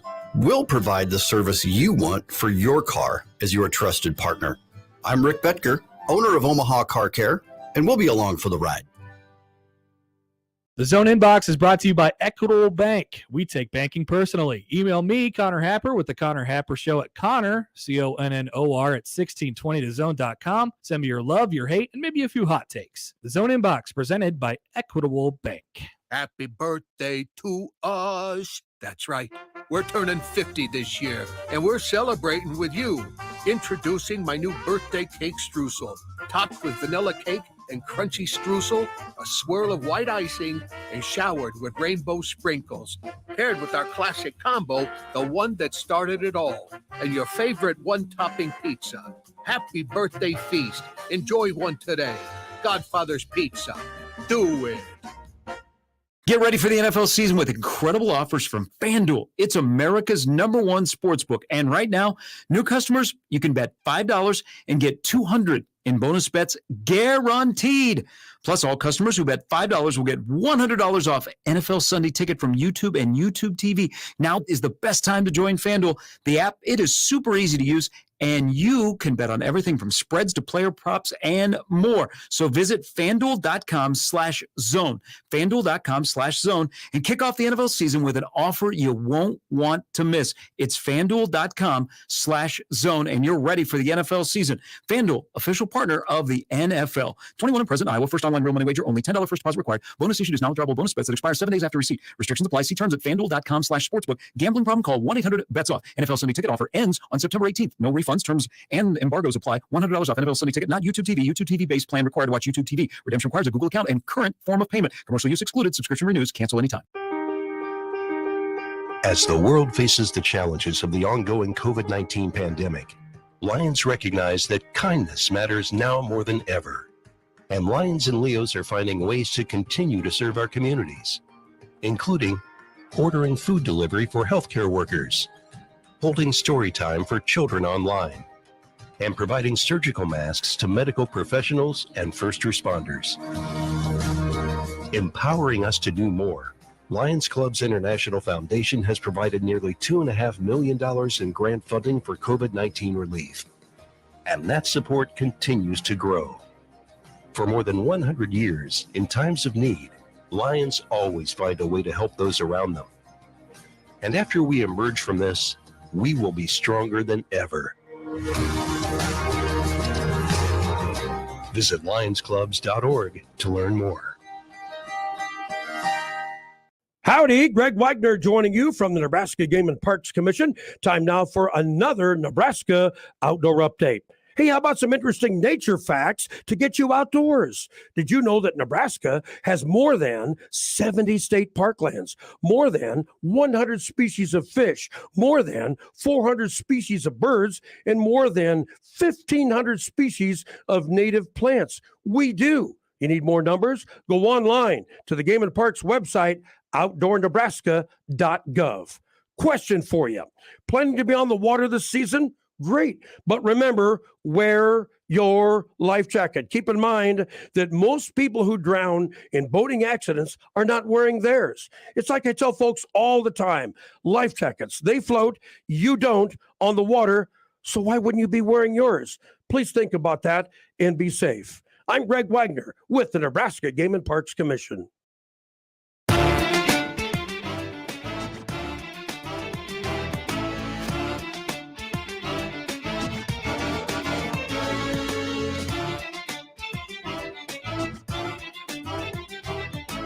I was in New York over the weekend, and it was not abundantly clear that the city was preparing to host the U.S. Open. And I didn't even I didn't even U.S. Open tennis, by the way. I didn't even like think about it until we were like, well, and I saw a couple like tennis. There was like tennis U.S. Open like cars that were like taking people into the city and stuff like that. I'm like, oh, it's the U.S. Open. Oh yeah, I guess that is this weekend. It's coming up. What a giant monstrosity of a city. You could probably host any event there and you wouldn't notice that it was there. Even the Super Bowl. Oh, wow. It's just like, yeah, I guess the Super Bowl is here this weekend. Yeah, that's the thing we're doing. They did that. I mean, they had the Super Bowl a handful of years ago now. The cold Super Bowl. Never again. But yeah, it's just one of those things. Like, yeah, you walk in, you're immediately swarmed by a giant swath of people. You're like, I don't know where to go. I don't know what to do. I'm very disoriented. Which direction am I going? And everybody's yelling at you. It really makes you step up your game. You just hope in those situations that you just fall back to your training and you don't have to elevate to the level of competition. And that's what I did. That's what I did over the weekend, Josh. Very, very happy with my goings on in New York City. It was a good trip then. It was a lovely trip. Good. Lovely trip. I like that for you. That makes me happy. Trying to think of a thing that happened that would be funny. And other than just the giant amount of people in the city, it's nothing significant or notable about it. Had delicious Italian dinner on Thursday night. Oh yeah. Oh yeah. That's what we want. It was very, very good. It was one of those places where you couldn't get cell service, because it was in like the basement of wow. Yeah. Authentic. They're like, yeah, put the phones away. you don't need them. Enjoy each other's company. Put the TikToks away. Yeah, put the TikToks away. Nothing about that. All right. Here's a Pete tweet for you. From Pete Thamel. Pete tweet. Sources. This is as of this morning. After a weekend of conversations, there's continued momentum toward the ACC, adding Stanford, Cal, and SMU. ACC officials are working on gathering the presidents and chancellors on a call, which is expected to take place at some point early this week. Sources caution that nothing is finalized and that the details are only in pencil as of now. Expect a decision either way this week. Officials are still working specifically on how to divide the pool of money that would be split up among the ACC members after the three schools join. That amount is expected to be between $50 and $60 million annually. Some of that will be distributed to all members, and the rest will be put into a pool for success initiatives. So it sounds like this actually may be happening. Cal and Stanford and SMU and the ACC. SMU going in, I believe, for the report would be that SMU was going into the conference for 7 years without taking any money from the TV contract. It's a long play for them. They're literally looking at this as just a safety net and a safety net only.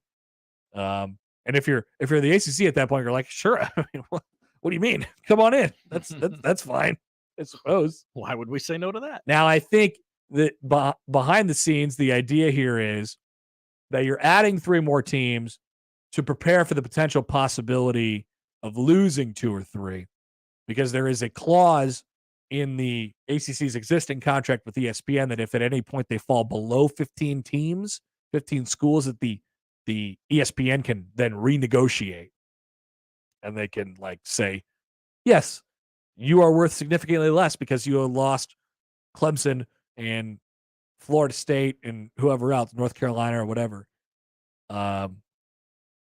So you are now worth significantly less, and you've crossed the threshold of less than 15 teams. So why don't we renegotiate? So the idea is, let's just get up to 20 teams or 18 teams or whatever the number is, and prevent ourselves from ever falling into the category of dipping below 15 teams and having to renegotiate that contract with ESPN, which I suppose when you look at it that way, smart play. But it's another reason why, hey, did you hear that TV is running college football?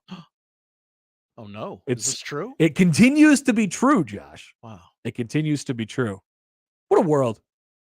Stanford, Cal, and SMU and the ACC, which is what it seems like is going to happen this week. Thank you for the Pete tweet. I got to be honest with you. Now that we're on the eve basically of football season, I stopped caring about conference realignment stuff. I don't know how you guys feel about this, but it definitely And I think this hit, Thursday or Friday, that it was like, there was real momentum building toward it. I'm like, nah. Talk to me 2 weeks ago. Tell me when something is officially official on some But conference letterhead. Even then, it doesn't even feel real if the story doesn't break in the middle of June and we have to have a big 2 hour, or 2 day conversation about what it means for sports, and what it means for college football. We would be having that conversation if it happened in June. Obviously, this couldn't happen until all the rest of the stuff with the Pac-12 happened. And then that leaves our poor old friends, Oregon State and Washington State. Haven't heard much about their potential new whereabouts, but they are just floating in the breeze right now, chilling with, as far as I'm concerned, I don't know. I've been a little out of touch this weekend, but I haven't seen any potential suitors come across for Oregon State and Washington State. I assume it would be like the Mountain West that would just kind of gobble them up. And then we have the whole college football playoff thing to do as well after all this stuff finally gets settled. That'll come later. Alex and Lincoln on the text line. Hi, Alex. Why would SMU try to make some TV money? Maybe he means why wouldn't SMU try to make some TV money, even if it's 30% of what a full share would be? My guess would be because the only way that they could get into the ACC is if they said, we will take no money. Yeah. That would be my guess. They want it for safety. I imagine that they've tried to make some TV money. And there's still a certain pool of money, and the money and where it comes from is awfully confusing. They're not making it directly from the TV network, but they still make it for the conferences as far as the units they get for NCAA tournament appearances and stuff like that. I'm pretty sure there's still a little bit in that category, but they figure, we'll take the security blanket, and we could live off of the no TV money for a few years, and then obviously we'll be fine later. I'm not sure about doing a long-term play here in the year of 2023 when it seems like everybody is really in the boat for short-term plays, because it feels like we used to live in a world where college football, the future of college football was 20 years away, and now the future of college football is in 6 months. It's difficult to plan for the future now because so much changes in the meantime. It looks like $7 million a year is what the American Athletic Conference schools currently make. Yeah, so they would just be foregoing their $7 million a year and picking up whatever shares they get from that the NCAA pays out, which is probably less than $7 million, but eventually they figure, all right, we're going to be okay here. Let's go back to the text line real quick before we get to Schaefer. Triggered Bob is from 308. I triggered Bob. Triggered Bob. He says, this is Triggered Bob. Hey, Hap, I'm triggered again. Nebraska plus 7.5. Triggered. Sure hope we start out hot on a short week. Are you triggered that Nebraska is plus 7.5? I'd say bump that number up. Keep going. Make them 15.5. I think it's going to be a close game. I think everybody and their mom's going to take Nebraska to cover this week. The question is, who will take Nebraska to win? Which local media members will go out on a limb and take Nebraska to win? I know Bill Connolly's SP Plus had Nebraska losing by 12 or something like that. Yeah. So, what does he know? He's dead to us, or his computer is dead to us. Yeah. Maybe it's Mike Schaefer. Maybe it's Sam McKewon. Maybe it's somebody who will join the show this week. We'll ask Schaefer. He'll be the first prediction that you hear maybe you heard one this morning. Doesn't count. We're getting record and we're getting final score with Mike Schaefer of Husker 24/7 when we return on 1620 The Zone. Previously on Unsportsmanlike Conduct. The takeaway here is everything they did is worked.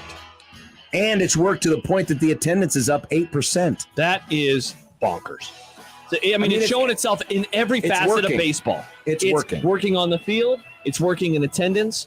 I'm guessing, I'm not a TV ratings guy, but I'm guessing the postseason is going to have an uptick in viewership. Unsportsmanlike Conduct with John Bishop and Josh Peterson. Weekdays 2 to 6 on 1620 The Zone. Your Omaha area forecast from the Godfather's Pizza Weather Center and KETV News Watch 7 on 1620 The Zone. Partly cloudy skies to start your afternoon. We'll have a small chance of a spotty shower rolling through in the afternoon, early evening hours. We'll hit a high of around 87 degrees. Mostly clear overnight tonight, starting tomorrow morning in the low 60s. Mostly sunny throughout the day, hitting a high around 87 degrees tomorrow. I'm meteorologist Luke Vickery, KETV Newswatch 7. The Zone Hotline is powered by 42 Degrees, The Source, by your mom's house. It's easy to see the common signs of transmission trouble. If your engine revs before it falls into gear. If it seems to switch gears for no reason. So watch for the signs. Certified transmission, the job done right at the right price.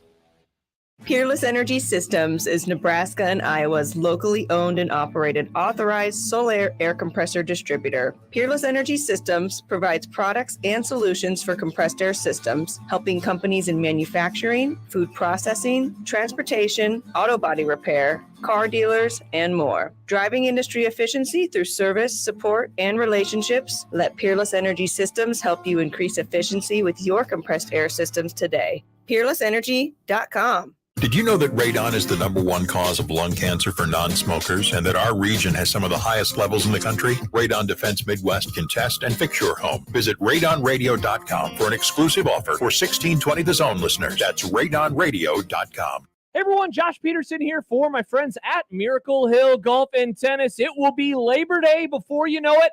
And if you do not have any plans, get signed up right now at miraclehillgolf.com for their Labor Day 4-person scramble. Only $320 for you and 3 others. As always, the golf, the cart, tee gift, prizes, you'll get fed. Plus, you'll have an awesome time. Sign up today at the website for their Labor Day 4-person scramble, miraclehillgolf.com.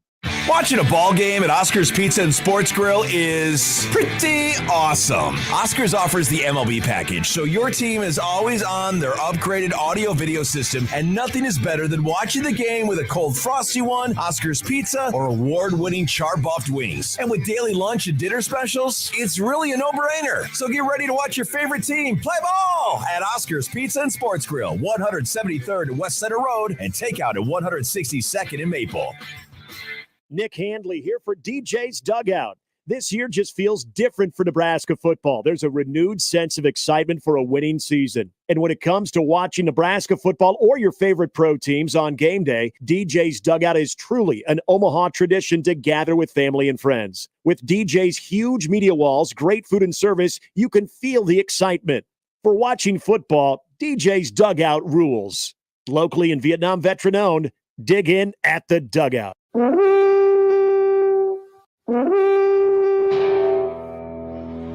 Here come the Guardians. Yeah, I have statistics to back up that we have people that listen. Mike Schaefer. Anytime there's sort of a debate as to who can do something, Happer would always put his name forth, for sure. Husker 24/7 on the Connor Happer Show on 1620 The Zone. I could be a star. And we welcome in on the 42 Degrees, The Source Hotline, Mike Schaefer, Husker 24/7. Schaefer, good morning. How are you? I am doing well. How are you doing, Connor? I'm great. Would you like to play a game? Yes. Yes, Yeah. I would love to play a game. See, that's why I like you because, usually I ask, would you like to play a game? And the next question is, what kind of game? Is it going to make me look like an idiot? Schaefer just says, absolutely. Yes, I'm in on the game. Well, so if you were on a little tricycle and dressed up like a ventriloquist doll and your name was Jigsaw, I would be a lot more concerned about saying yes here. But in this situation, I trust that I will leave this game with all of my limbs and possibly my life. Okay, yeah, you're right. Context is important. It's a game that I just invented, and it's called Black Shirt or Single Digit Number. Okay, let's do it. Okay. Blaze Gunnarsson, black shirt or single digit number? Black shirt. Correct. Let's go to Nick Henrich, black shirt or single digit number, or both, I guess, is an option.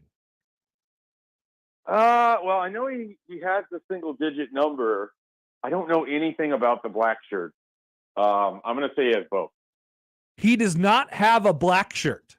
Okay. All right. I wondered if I was getting set up to be tricked here. That's right. Well, it's a very confusing. It's a very difficult game to keep a hold It's on. almost like maybe we put more emphasis on it than they do. Well, maybe you might be onto something there. Malcolm Hartzog, single digit number or black shirt? Again, I know that do I know that he has a single digit number? I think he has a black shirt. He has a black shirt and not a single digit number. Very good. Nailed it. Well done. 2 for 3. Let's go over to you know what? Actually, okay, I think this game is over now. I think we, it was fun. I'm not sure who else would like there's like a group of 3 or 4 guys who are in the category of one and not the other. And it has made this whole thing very, very difficult and confusing. Yes. Well, I'm sure we will uncover the truth at some point and then be able to all move on with our lives without putting too much emphasis on the single digit or the black shirt. Instead, and this is just me. This is just Mike Schaefer. No one else has to believe this. We could instead put emphasis on how they play on Thursday against Minnesota. No, but we have to think a lot about who's a single digit number and who's a black shirt. Like when Gus Johnson goes and, says, here goes Luke Reimer. He's a single digit number and a black shirt guy. So he'll be saying that all throughout the broadcast. Do we need like a nickname for single digit number? Because black shirt goes pretty quickly, but single digit number is a mouthful. Should we just call it are they digis? Is Luke Reimer a digi? He's a digi. How about he's like one of the Rhule boys, one of Rhule's boys? Even though, I guess Matt Rhule didn't pick it, so maybe that wouldn't make a lot of sense. Yeah. We'll have to workshop that one. But if anyone I were to trust to come up with a good name here, it's you and I. By the way, Chief Borders and Omar Brown, both black shirts, neither single digit number. Both had good fall camp. Both I expect to be pretty important to what Nebraska's going to do, this season defensively. Maybe it is going to be kind of cool to watch the entire defense, basically, except for those guys that were mentioned there, running around. They'll all be wearing single-digit numbers. I'm personally very excited for Nash Hutmacher wearing number 0. I am. I want to see what it looks like. There's like some of it's iconic, right? Like you get some of those defensive ends that have the single-digit number and. Wasn't Jadeveon Clowney one of these people? Or am I just inventing this? Oh, yeah, no. He was number 9, I think. Yeah, he was awesome. Did he originate some of the craze for the defensive linemen to do this? I remember. Do we need to give more credit to Jadeveon Clowney? Maybe we need to give more credit. I always remember at Nebraska, we do need to give Jadeveon Clowney more credit. That's another potential poll question that could be thrown out there. Remember when he murdered that Michigan guy? That was awesome. That was fantastic. Do I remember? Yeah. That's what you dream of on the eve of football season. Malik Collins was number 7. I remember that. I remember thinking that was cool. Yep. I always remember Lewis Nix, big, huge guy at Notre Dame, nose tackle. Yeah. I'm pretty sure he was just gonna say Notre Dame. Yeah. Yeah, he was like number 1 or 0 or something like that, and I really enjoyed it. I think he was 0. That's Nash Hutmacher this year. Number 0, just make it, just stuff it through lines of scrimmage. Okay. Nebraska fans would love if Nash Hutmacher was Lewis Nix. Yeah, hot Even take. If they don't know who Lewis Nix is, he had a pretty good career at Notre Dame. Yeah, he was pretty good under the 1 year of Bob Diaco when they went to the national championship game in 2012. It all comes together. It all comes back at some point. There should be a bell that rings at Bob Diaco's name. Like there needs to be a sound effect for certain. Like if Bruce Reed gets mentioned or 450, there needs to be a sound effect, like a money sound or something. Oh man! If Bob Diaco gets mentioned, it needs to be something. If Bill Callahan gets mentioned, it needs this is the production level. I'm creating work for Josh now. This is what needs to happen. Well, you know what the new thing is that we could add into that conversation: onside kicks. Whenever an onside, like whenever somebody goes up by 10 or 12 or something like that, we have to start talking about onside kicks now. There needs to be a graphic of Scott Frost receding into the hedges every time Fox talks about an onside kick for the first few weeks of the season. He just pops up in the corner of the screen and he starts. Yeah, it would be like, what an amazing viewing experience. Uh-oh, guys. Hey, Joel, I think we're in the Scott Frost zone. Somebody's up by 14. What might happen here? Oh, no. That's what People happened. are so mad. That's what happened during the Notre Dame game on Saturday. I was watching. All of a sudden, my timeline was flooded with people talking about onside kicks. Oh, no. Yeah. They love them in Ireland. It's their favorite part about football, the onside kick. Schaefer, have you made a public proclamation on what Nebraska's record will be this year yet? I haven't. I'm going to write one up at some point for Husker 24/7, but like everybody, generally I'm in that 6-6, 7-5, 5-7 territory. So I'm not gonna like win the award for craziest Husker prognostication this off season. Honestly, a lot of my predictions are pretty boring outside of this one. Penn State's going to go to the college football playoff, and they're winning the Big Ten.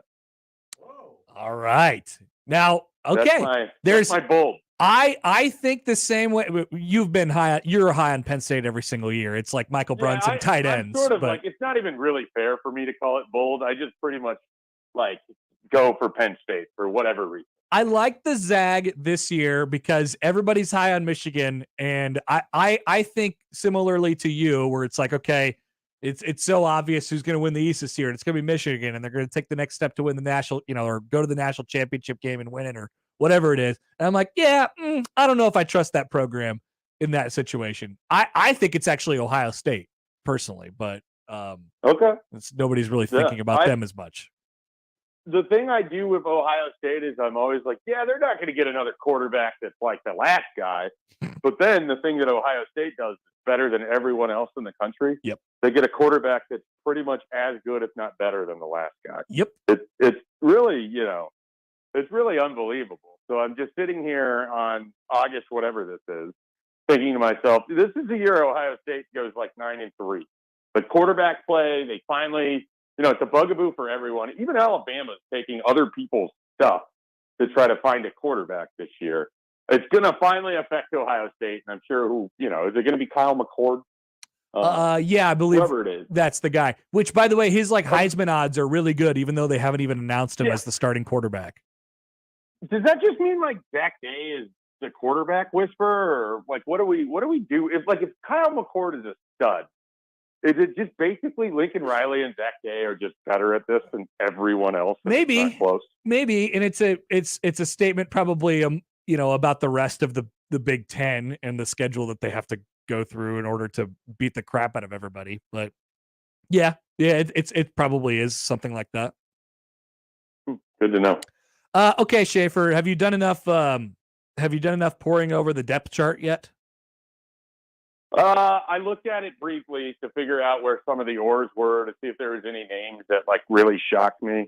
I got to be honest, my reaction to it is pretty tame. It was a kind of a shrug for the most part. I mean, there's clearly going to be some movement. I mean, obviously you'd like to see a guy like Elijah Judy pop up on the 2 deep during the season. You'd like to see some of those freshman wide receivers do the same. But I think a lot of this is people expect to finish product in week 1, and what this really is for Nebraska is they've got their first depth chart out, and there could be a lot of movement between now and when we're talking about games in November. It sounds like you could take basically anybody in the secondary and just sort of not that they're completely interchangeable, because they've talked a lot about, or Rhule's talked a lot about Deshaun Singleton and how much of a jump that he's made. But you have Newsome, and then you have Hartzog at the corners, and then you have their backups, and then you throw in that rover position as well. I just think, and I think they're going to probably end up playing 20, 22, 24, 25 guys on the defensive side of the ball, and you won't really notice it all that much, even in the secondary where we think is pretty good. I'm excited about the secondary. I really am. I mean, I already am high on Quentin Newsome. I think he has real first team all Big Ten potential as a corner this year. Malcolm Hartzog at across from him was very good as a freshman, and I'm excited to see what that follow-up is.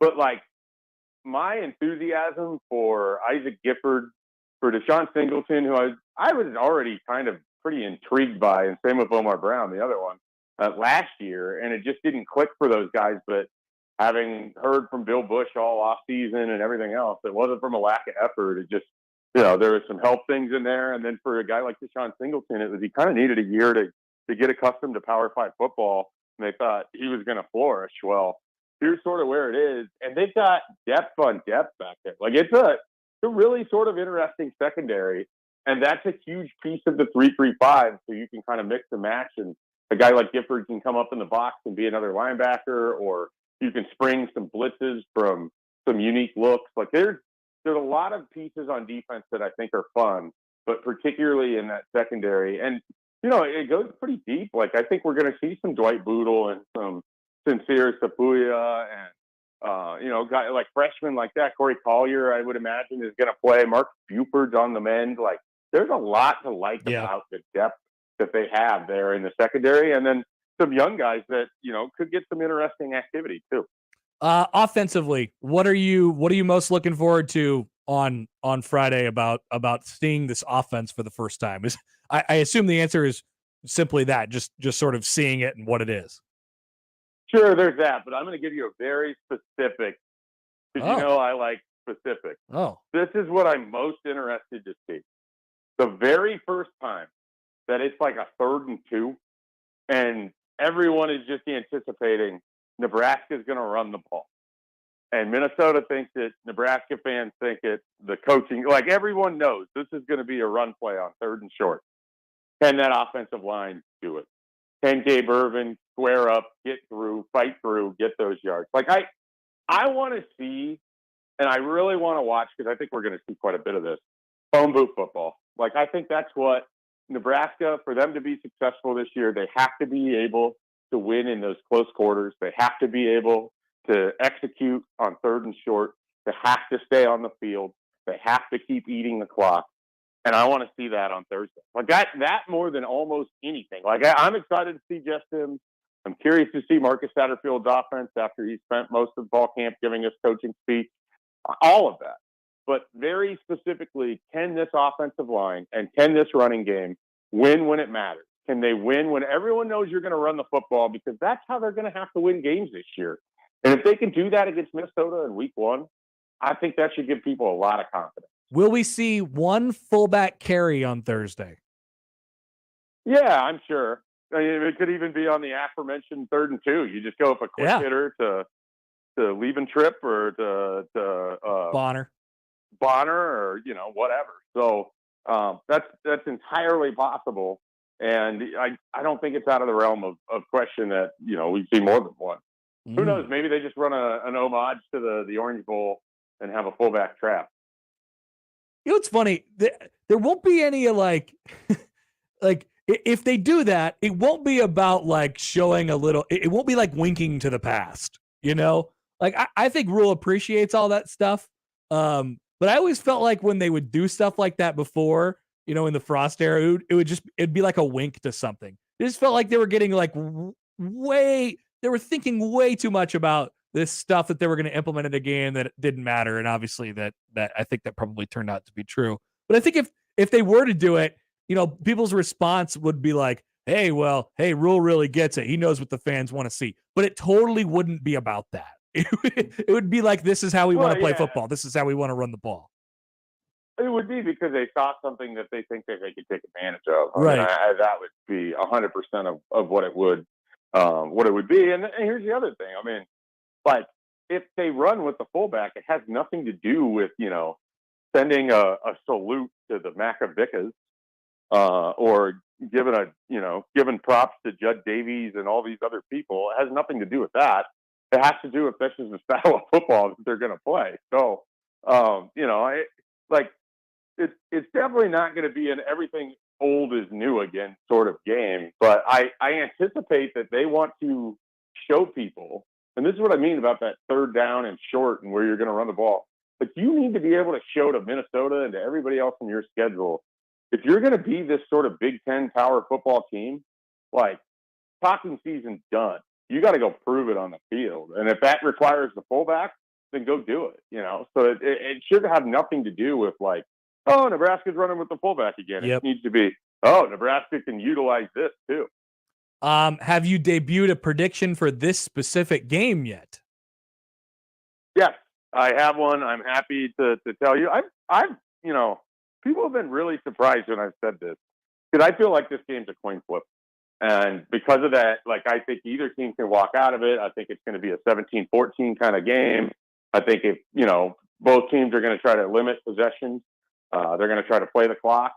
We could see a shortened game, especially because if the clock's just running, there's no stopping on first down. So all of that being said, I like Nebraska to come out of Minnesota with a win. I just think Minnesota starts slow. I think that there's some potential for their offense to really kind of struggle, or, if Nebraska is able to make a big defensive play or two. I mean, the things that give me pause with Nebraska is I don't know their kicking game situation yet. I mean, whether we're getting Bleekrode or Albano, and I don't know what you can trust there if you're guaranteed to get points if you're getting inside the other team's 30. And then on top of it, just like, can they handle the environment of their first game on the road? And it's a Thursday night game, and it's going to be juiced in that stadium. So can they meet that intensity right off the bat? Those are the two questions I have. I think that they do. And I think that they walk away with a 17-14 win and the Matt Rhule era gets started. Well, you'd be setting Josh and I up for a very, very fun Thursday night when we host Big Red Overreaction right here on 16. Well, that should be great. You guys will be rooting for every run play just because that gets, time off the clock. That's both true. In the game and then for you to be in the studio. I am a lover of defense. That much is true. Yes, let's get the defense going. On the other side, not me involved. If Nebraska's defense goes out and only allows a couple touchdowns and gets a few turnovers on Thursday night, people are going to be pretty excited about what they could do. It's as they should be. With all and some of that should be tempered with this. I mean, Minnesota's got a quarterback that has some experience, but they're going to go through growing pains. They have to replace Mo Ibrahim and Tanner Morgan, just two backbones of. I mean, those two guys combined have won like 30 some games in Minnesota in their career. So that's a lot of experience. And I think people have just kind of like washed that away. And if there's anything we know about Minnesota, they're susceptible early in the season and they're conservative. Like they aren't going to come out here and start slinging the ball around the yard or trying to put up, 54 points and run at a fast-paced offense. So I think this sets up where two teams are going to try to do similar things, and it's going to be about who can execute when it matters. Schaefer, we'll let you go. Thank you for taking the time. Thank you thank you for being the first person to plunge in and pick a Nebraska win on Thursday night. I would also remind people to listen to the 24/7 Boys Hypecast this week, as it should be a part of your weekly programming leading up to the game. There might be a special guest on there. There might be a special guest, and people might recognize them. Bye, Schaefer. Yeah. Mike Schaefer, Husker 24/7. Am I going to be on the Hypecast this week? You or somebody close to you. Oh, okay. Like somebody physically close to you right now. Oh, Spicoli from Nikki and Spicoli. It's the other person on the other side of the wall. Yeah. Good text from the 402. What do we call the single digit guys? The SDBs, the single digit boys. Oh, okay. Yeah, look at that SDB defense just out there. I don't hate that, actually. Flying around. Poll question up at Happer Show on Twitter or X if you prefer. Is Luke Reimer a digi? Yes or no? I imagine people would say no to that, mostly because they have no idea what's going on. Yes is winning. Really? Yeah. Surprising. Luke Reimer is a digi and a black shirt. Ooh. An SDB and a black shirt. A twofer. Also up on the Twitter feed. Do we need to give Jadeveon Clowney more credit? Yes or no? Good. Can't wait to see how both of those come back at the end of the show. Vote at Happer Show on the Twitter feed. We'll return. Josh will bring in the odd news when we come back on 1620 The Zone. For the Jays, the Huskers, and even you Jayskers, we are 1620 The Zone. Labor Day savings start now at Lowe's. Get up to an additional $1,500 off select major kitchen appliances. And save $100 off select laundry pairs, priced $1,396 or more. Plus, pick up the latest DeWalt PowerStack 20-volt max 5-amp-hour battery kit and get a select Bear tool free. Lowe's knows home improvement.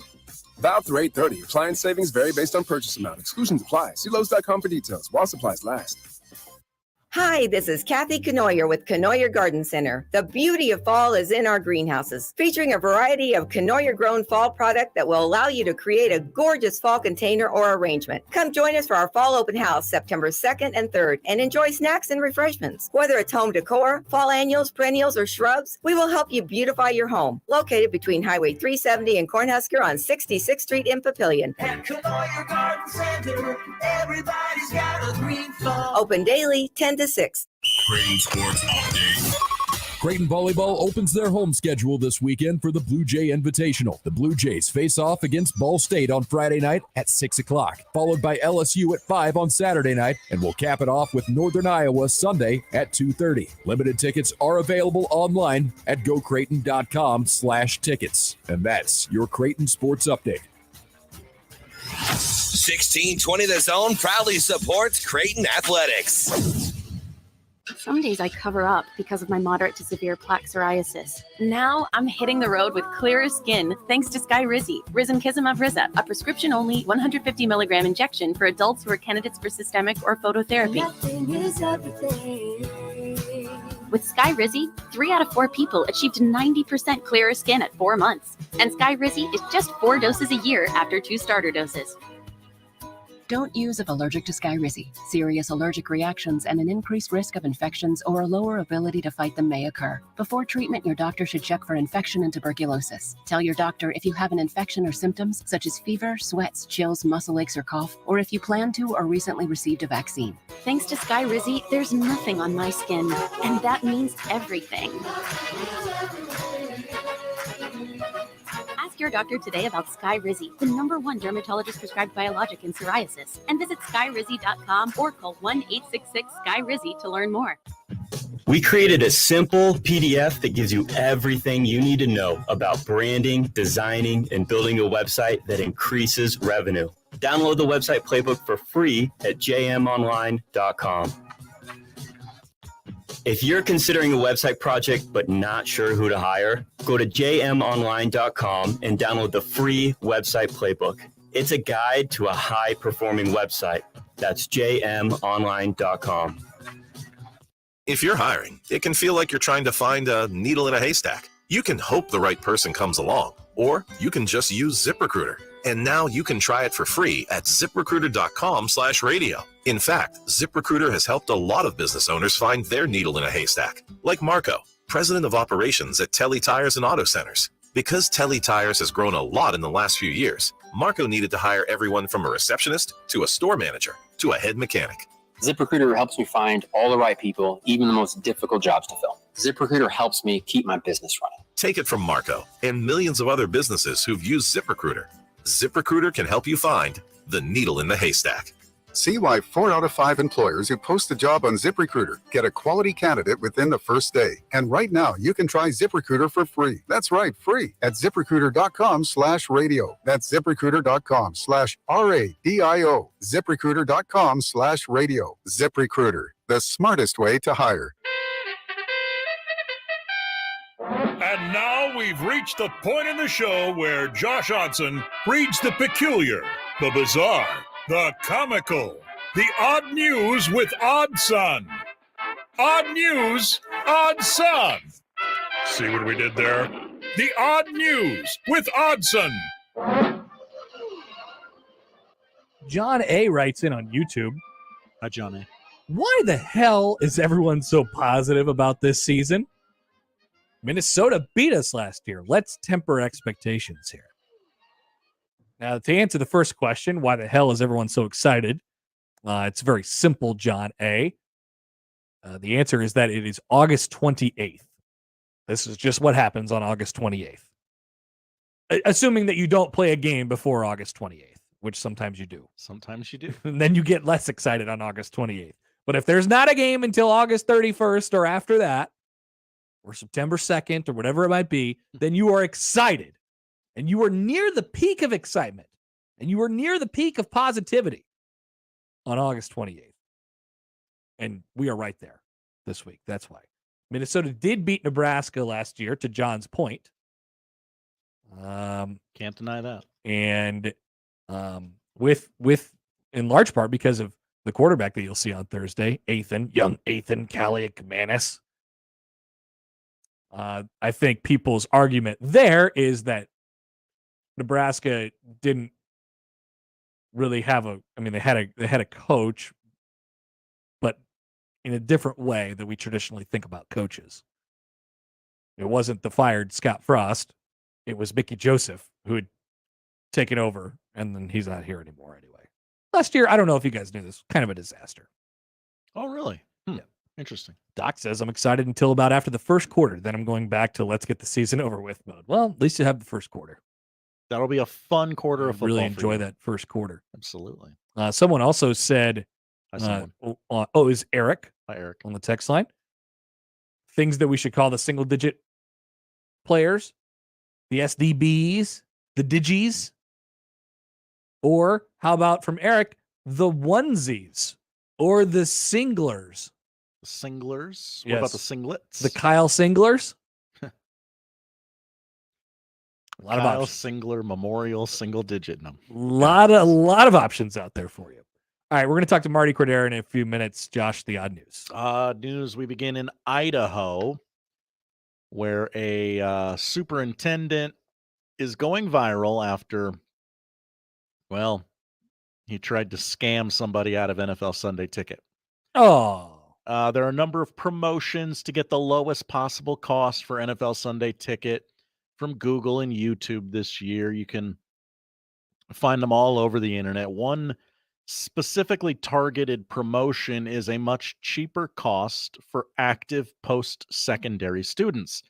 Those kind of discounts for students are offered by many companies, and they're sometimes used by people who aren't actually students. It's like, hey, if you're a college student, sign up here with your college email address and you'll get Sunday Ticket for like $50 or something like that. Okay. It's a good deal. That was essentially the deal that this Idaho superintendent saw. And then he went online and posted a tweet. Hey, I need to find a college student who will sign up for me. I'll pay and then give me the login information, please. Mm-hmm. He did this publicly. He did this very publicly, and he's getting roasted for it. Sure. Now, he does not appear to be in any actual trouble.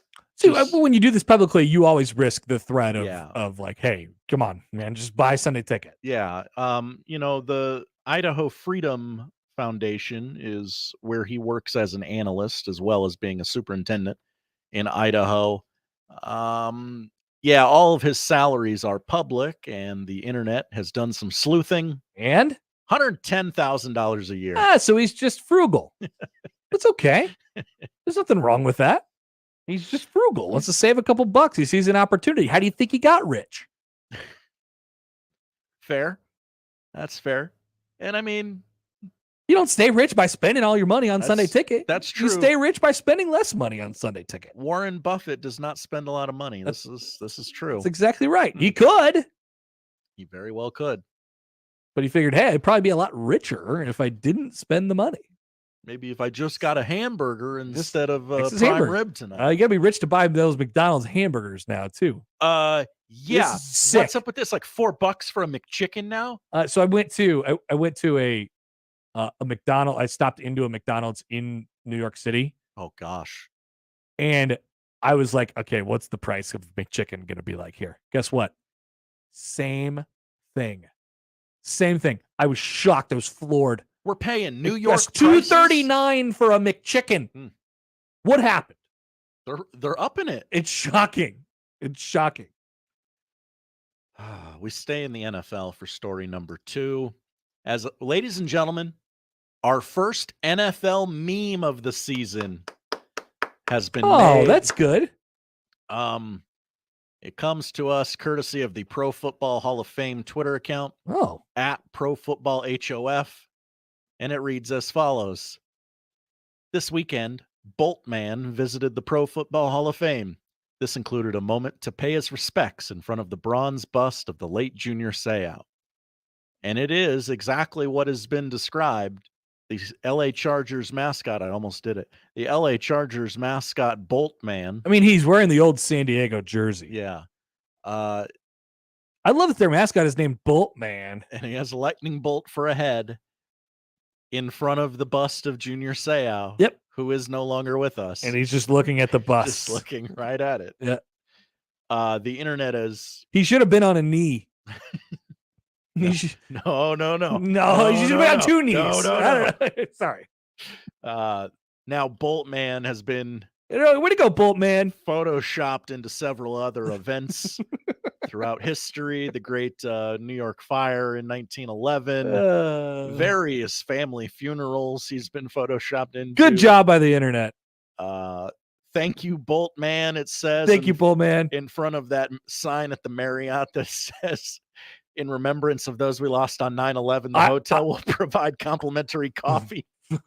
From 8:45 to 9:15. I am seeing Bolt Man in front of the 9/11 reflecting pool. Yeah, Tiananmen Square. Not familiar with that statue. The internet has had some fun with Bolt Various Man funerals. over the weekend. Yes. Thank you, Bolt Man. Hilarious stuff. Bolt Man is exactly what you would think he is. He is a bolt. He is a man whose head is a lightning bolt. And I'm led to believe, based on other pictures that I've seen, he does have a face. And he has the face of almost basically the Mask. Oh, okay. Doesn't he look like Stanley Ipkiss? Yeah, he kind of does. Terrifying. That's basically the Mask, except for he's a Bolt Man. And he's wearing sunglasses. Somebody stop me.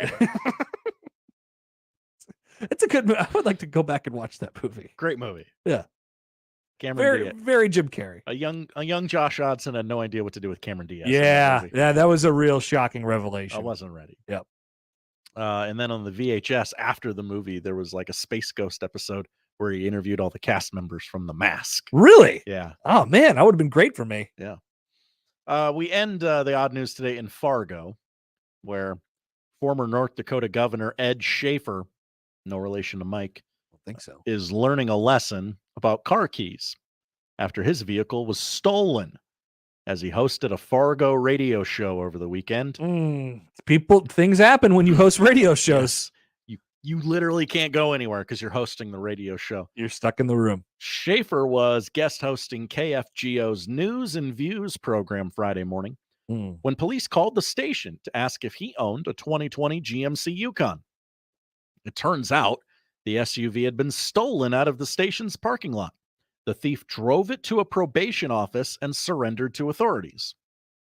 Oh? The vehicle has a push-button start feature and requires a key fob to be in the vehicle before it can be operated. Yeah. But Schaefer had left the spare fob inside, enabling the thief to start it up and drive off. So literally anybody could have done that at any point in time if he didn't lock his car. The former governor and U.S. Agricultural Secretary says he's been warned before about being more careful. My wife of 31 years has said, "Why don't you lock your car?" Schaefer said. Great question. What his response? Yeah. Nope, that's the end of the article. I don't know about you. I actually annoy my wife with this. I hit the lock button 7 to 10 times. Oh, beep, beep, beep, beep, beep. excessive. Beep. Now, it doesn't lock it anymore. It doesn't lock it any harder. It doesn't. But it's I like just hitting the elevator button 6 or 7 times. I like to remember. I like to remember it. Oh yeah, I hit the on button on the this a whole bunch of times. Couldn't forget the number of times that I hit the lock button, whether or not I've locked my car. Yeah. So I need to make it. Same thing with the garage door. I'll do something. I'll look at it or I'll point at it to make sure that there's a physical action of me understanding that the garage door is shut. Because it's you always get to the top of the hill or you get out of the neighborhood. It's did I do that? Did I lock it? Did I shut leave the door? stove on? Right. And you have to do something to physically remember that you've done these things, even though about 95% of the time you have done all that you needed to do to protect yourself. In this case, our friend did not. In a related story, since it's governors and radio, at 2:00 on our sister station Coil, you can hear Governor Jim Pillen's radio call-in show. Oh, is that News and Views? Or no, it's not News and Views. It's just the monthly call-in show for the governor. Very good. Are you the host of that show? I am not. I am casually making sure it's on the air and then going and doing other things. That's good. Good for you, Josh. But if you'd like to steal Governor Jim Pillen's car today, today's your chance. Should we tell him the radio secret? The radio secret? Oh, it's live. No, it is live. Oh, yeah. I was going to say, we tell him it's not live. It is. It actually is live. Yeah, it's a call-in show. Okay, that's good. Can't record a phone call. It's true. Thank you, Josh. Thank you, Connor. That is the odd news. We'll come back. We will catch up with Martie Cordero. He's the president of the Omaha Storm Chasers in Union, Omaha. The Chasers got a few more home dates they want you to know about. What's going on out at the ballpark. Fun to be had for all as the weather, theoretically, hopefully at some point in the near future, begins to cooperate. Maybe this is not the week for it. Front part of this week looks great. Yeah, front part of the week looks great. Back part. Talk to Marty next on 1620 The Zone. Shop Sid Dillon Chevrolet, Nebraska's #1 volume Chevy dealer. Visit any of our 4 locations for your new Chevy or pre-owned vehicle or at siddillonchevy.com. Chevy, find new roads. You are what drives us, Sid Dillon. Everyone knows about Taco Tuesday, right? But why limit it to just one day? Rusty Taco has the solution. And the best part is, they'll even bring the flavor to you. With a full-service catering team, Rusty Taco can handle whatever your order is and bring it wherever you are. Whether your plan is watching the Huskers with an at-home taco bar or enough queso for 100 of your closest friends, you can find your location at rustytaco.com. Just click the catering tab to start your party or stop in for the margarita flights and happy hour specials. rustytaco.com. A team succeeds when they work together. Banking's no different. At UBT, we're in your corner for every financial move you want to make. Your money's backed by a roster of experts who put in the work to know you and your community. So whether you're opening a savings account, buying a home, or planning your future, you always know who to turn to. Working together toward your financial goals. That's a win in our playbook. Union Bank and Trust. Equal housing lender, member FDIC. Ray Magliozzi here for eBay Motors. Okay, easy now. You're teaching your kid how to parallel park. Ouch! Turns out he likes to do it by feel. Don't worry, eBay Motors has bumpers, taillights, trunk lids, license plate holders, 122 million parts. Pull up just a little bit. And headlights. They've got lots of headlights. Get the right parts at the right prices. eBay Motors. Let's ride. Nick Handley here for DJ's Dugout. This year just feels different for Nebraska football. There's a renewed sense of excitement for a winning season. And when it comes to watching Nebraska football or your favorite pro teams on game day, DJ's Dugout is truly an Omaha tradition to gather with family and friends. With DJ's huge media walls, great food and service, you can feel the excitement. For watching football, DJ's Dugout rules.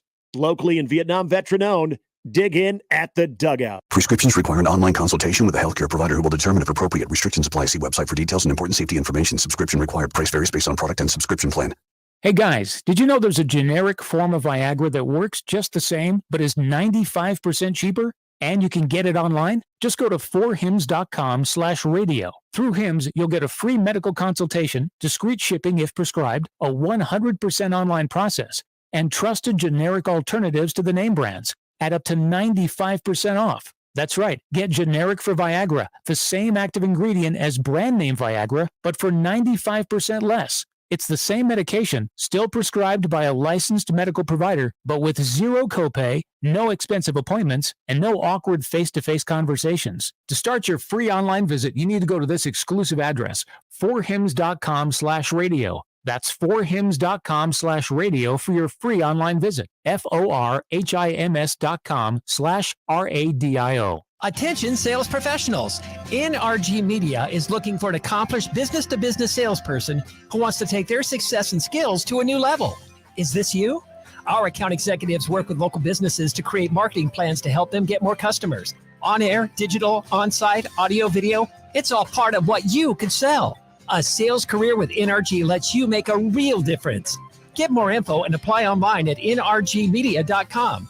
NRG Media is an equal opportunity employer. Let it fly. Your elevated sports bar experience. KOZ and Bellevue, Omaha, Council Bluffs. This is 1620, The Zone.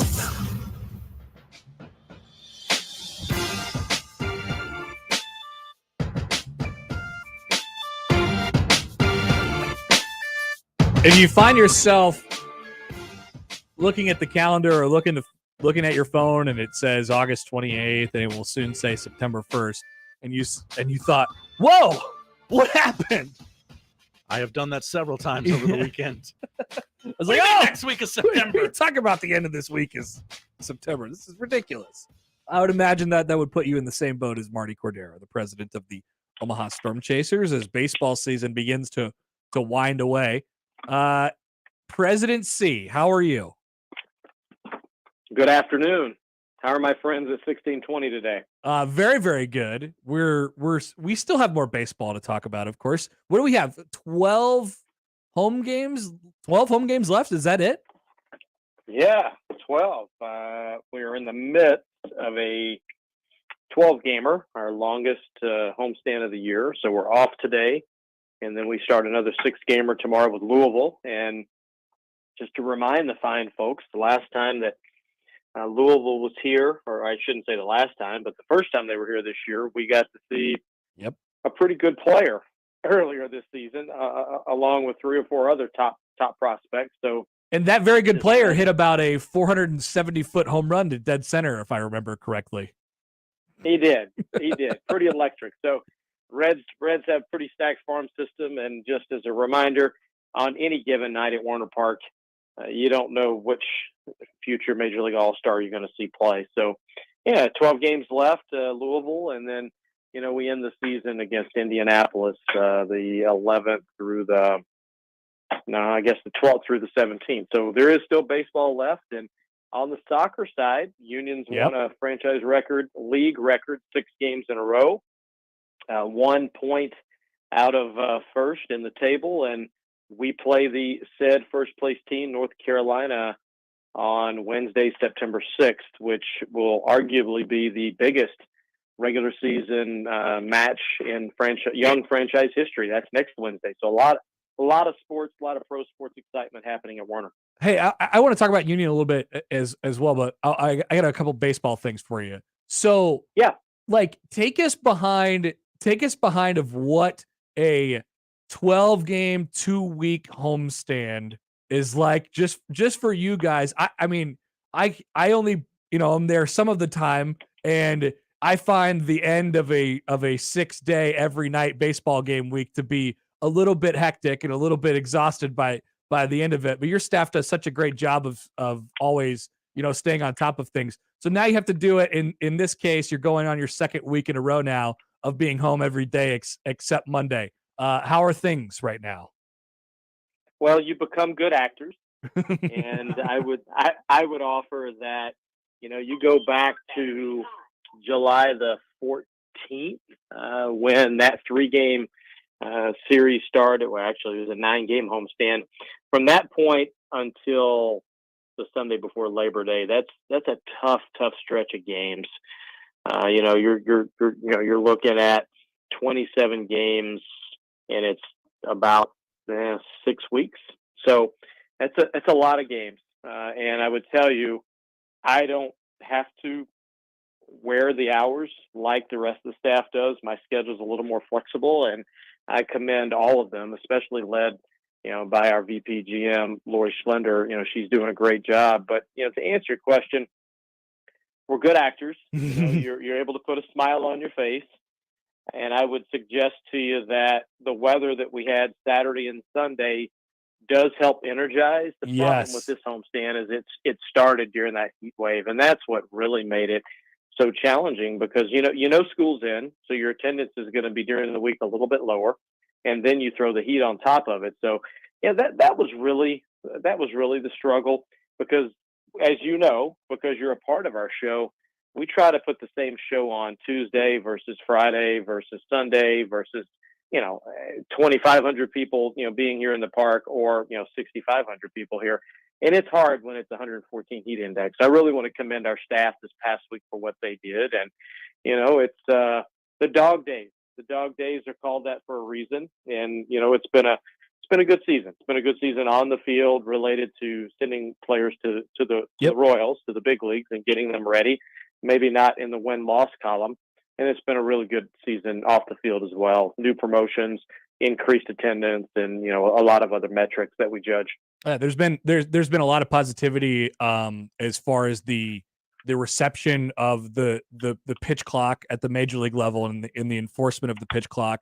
And now, fans who go out to Warner Park this year will see something a little bit different. Not only will they have the pitch clock, but they'll get some of the ABS system, and they'll change it up on the weekends as well. What's the reception? Because there's a lot of people who go to games at Warner Park, and they're there every single night. There are some who will come and come for the promotions and whatever. But you talk to the people who are there, and them, the faces every night. What do they say about some of the new initiatives that they're seeing from a baseball perspective this year?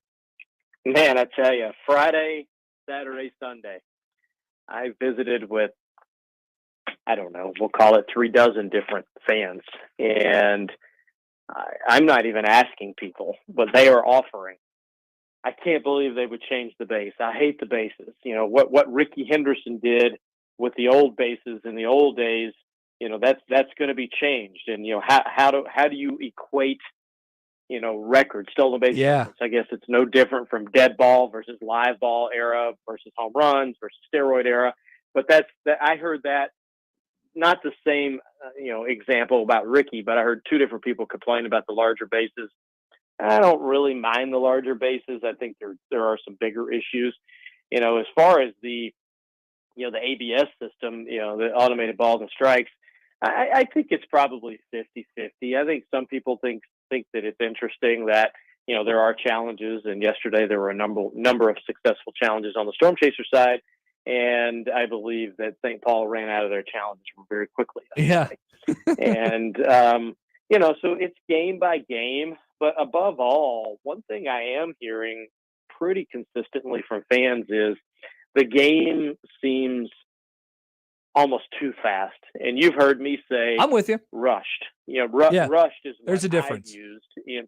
And I have come around to calling the shot clock officially the pitch clock now. So it is a pitch clock in my vocabulary. It took me a while to get there, but I do believe there's some things that can be done to pace the game better instead of rushing it. And let's face it, we're not worried about major media television rights, AAA, AA, high A, and low A. Ours is more about the fan experience. So that's the only viewpoint in which we can look at it from. Yep. And when someone's saying, I can't believe I had a 2 hour and 11 minute game, I had a 2:15, we had a 1:56 last year. The fans are noticing that their time in the ballpark is shorter. And I don't know what's going to be done to I wouldn't even call correct that, but to address it. I'm guessing probably very little to nothing this offseason, but I hope going forward in future years, there'll be a little more dialogue, because we had the pitch clock starting in 2015. So 2015 through 2019, there could have been 5 years of data that, had it been enforced each of those years, correct, could have been captured and used, and it wasn't. Now we're enforcing it in 22 and very now in strictly. 23. Yeah.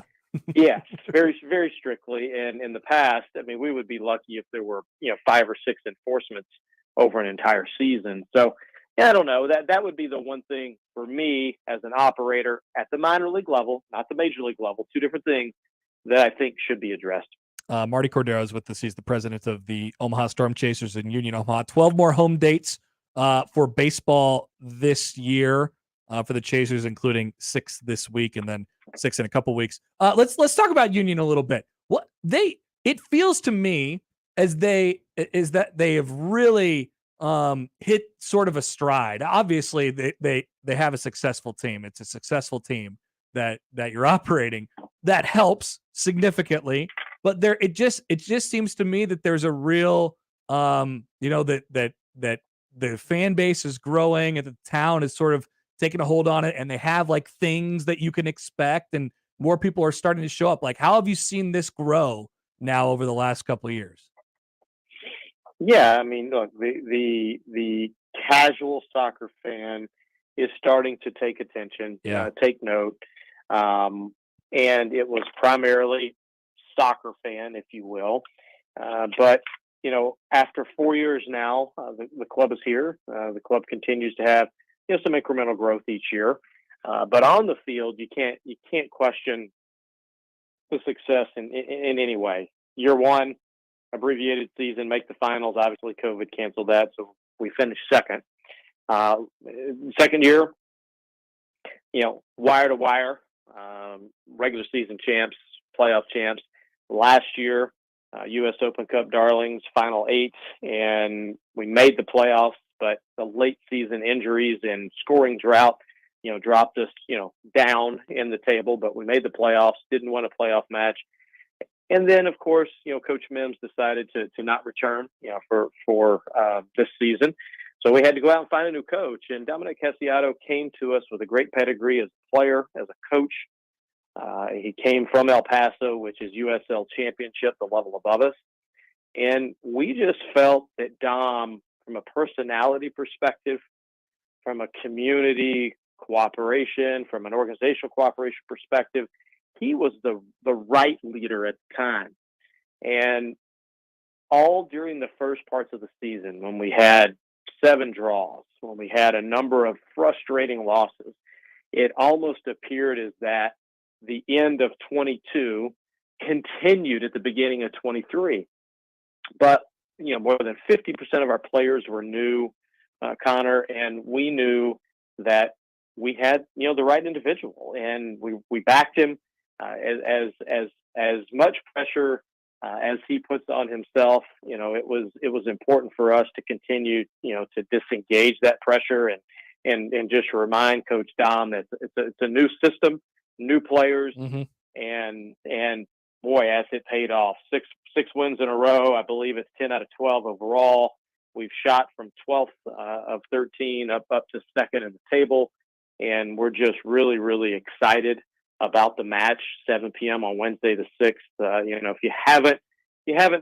you haven't tried Union Omaha soccer yet, we really urge you to come out. The team really needs all the support we can. A Wednesday night when school's in is not a night when we normally draw a lot of fans, and we really, really encourage the community to come out, a week and 2 days from now and see what Union Omaha is about.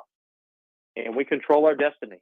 We play North Carolina twice, in our final round of games. So we have the opportunity to get the number 1 seed again. And the last time that happened, that's when we took home USL League One back in 2021. And you can find Union Omaha out at Warner Park through the 4th of October is the last home date on the calendar. Okay, Marty, before we let you go, we're going to ask all of our guests this week to give us a Nebraska football record prediction, and you are included in our guest list this week. So you have the opportunity. What's Nebraska's record going to be in the first year under Matt Rhule? 7-5. I like it. And that seems to be on the generally like positive side of about average. Yeah. Look, Gary Sharp, years ago, when Rhule was at Baylor, even before he went to Carolina in the NFL, I said, Nebraska, the coach is sitting down in Baylor. And, so that was years ago. I'm a big college football fan. I follow college football. And I just think him, his personality, his success and track record is much, I'm not calling him Nick Saban. However, Nick Saban's success came at the collegiate level, not the NFL level. I just think, I think it's a great hire. I think it's a great hire. I don't know Matt, so this is not a commercial for him. But I'm really, really excited about what he brings to the state, what he brings to the football program. And, maybe there's a little bit of optimistic hope in predicting 7 wins this year, but I'm excited to see what the season brings, except for September 23rd. Of course. That's when your Louisiana Tech Bulldogs come to town. There's some excitement there as well. Yeah. Well, not expecting a lot out of the Bulldogs this year, but it'll be nice to be able to watch them here in my home state of Nebraska now. That's right.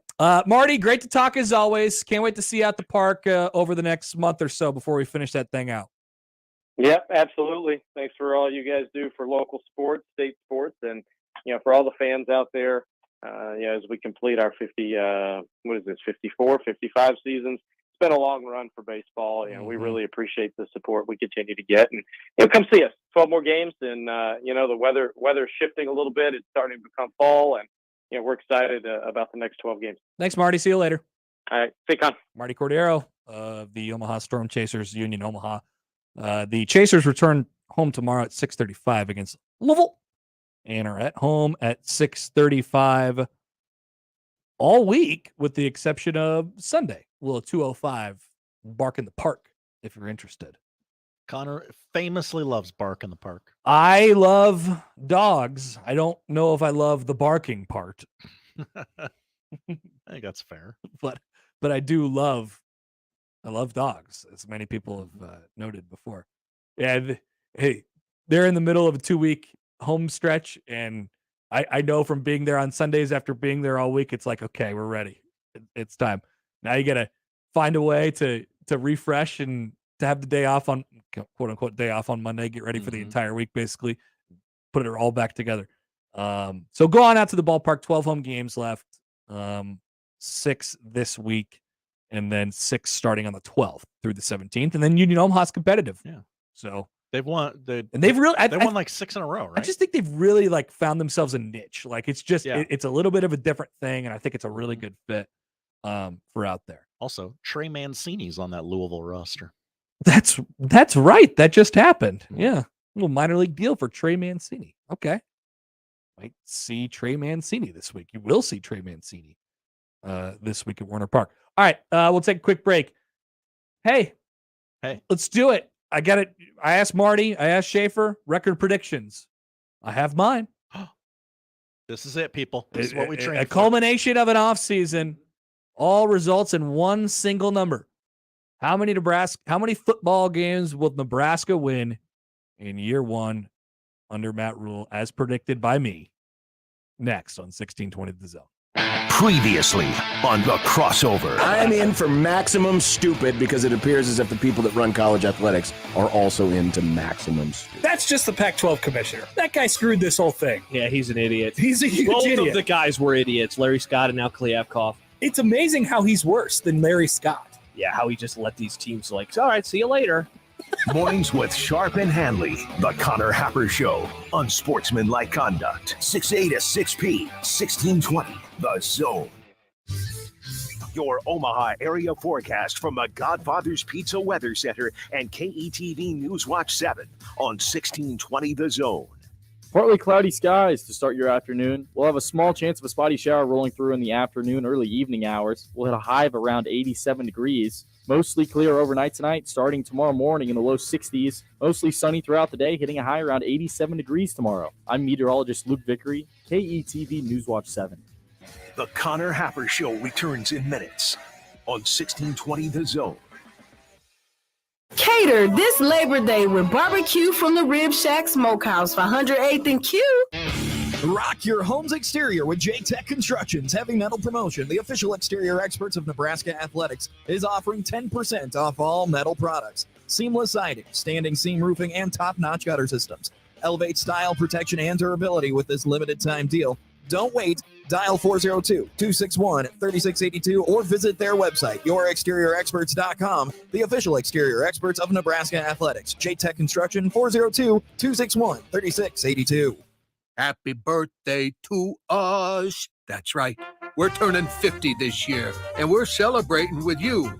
Introducing my new birthday cake streusel, topped with vanilla cake and crunchy streusel, a swirl of white icing, and showered with rainbow sprinkles. Paired with our classic combo, the one that started it all, and your favorite one-topping pizza. Happy birthday feast. Enjoy one today. Godfather's Pizza. Do it. We created a simple PDF that gives you everything you need to know about branding, designing, and building a website that increases revenue. Download the website playbook for free at jmonline.com. If you're considering a website project but not sure who to hire, go to jmonline.com and download the free website playbook. It's a guide to a high-performing website. That's jmonline.com. The Zone Hotline is powered by 42 Degrees, The Source, by your mom's house. Equitable Bank. We take banking personally. EquitableOnline.com.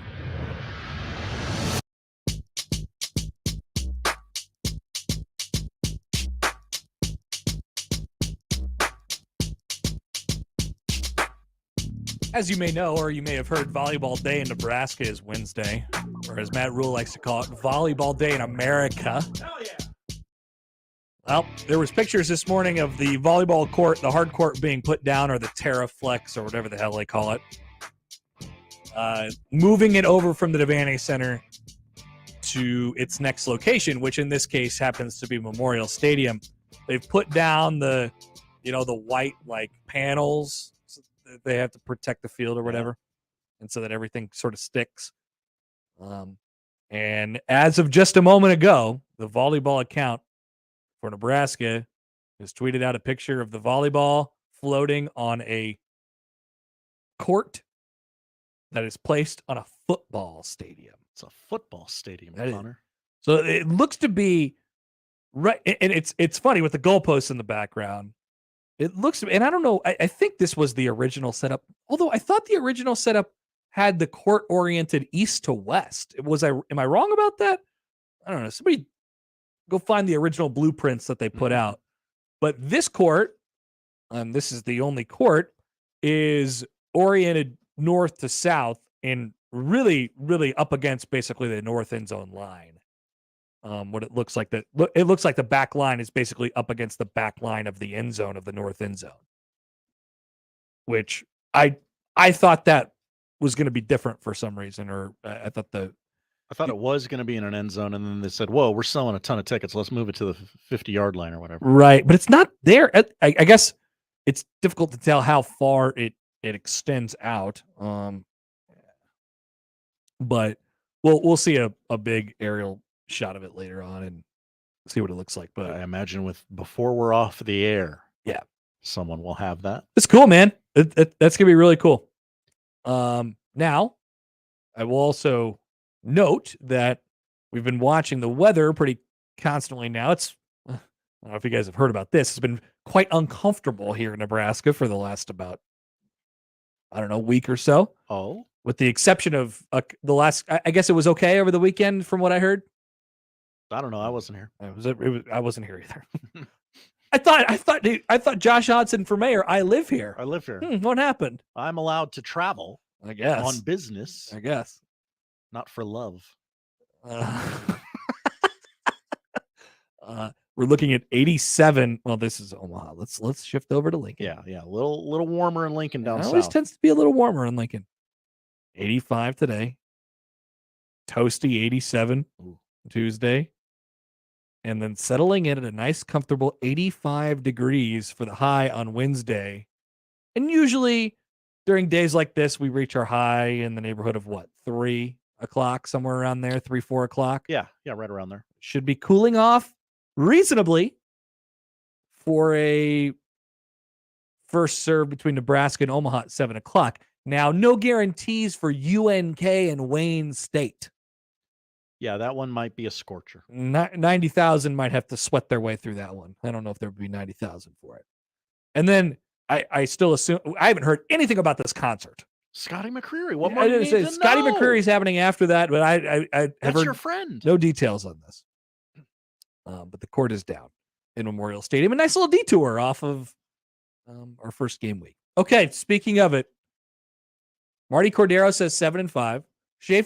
Schaefer, we'll let Schaefer hold his prediction for, his website where, we can't get all the content off Schaefer. We get enough. Whatever. Right?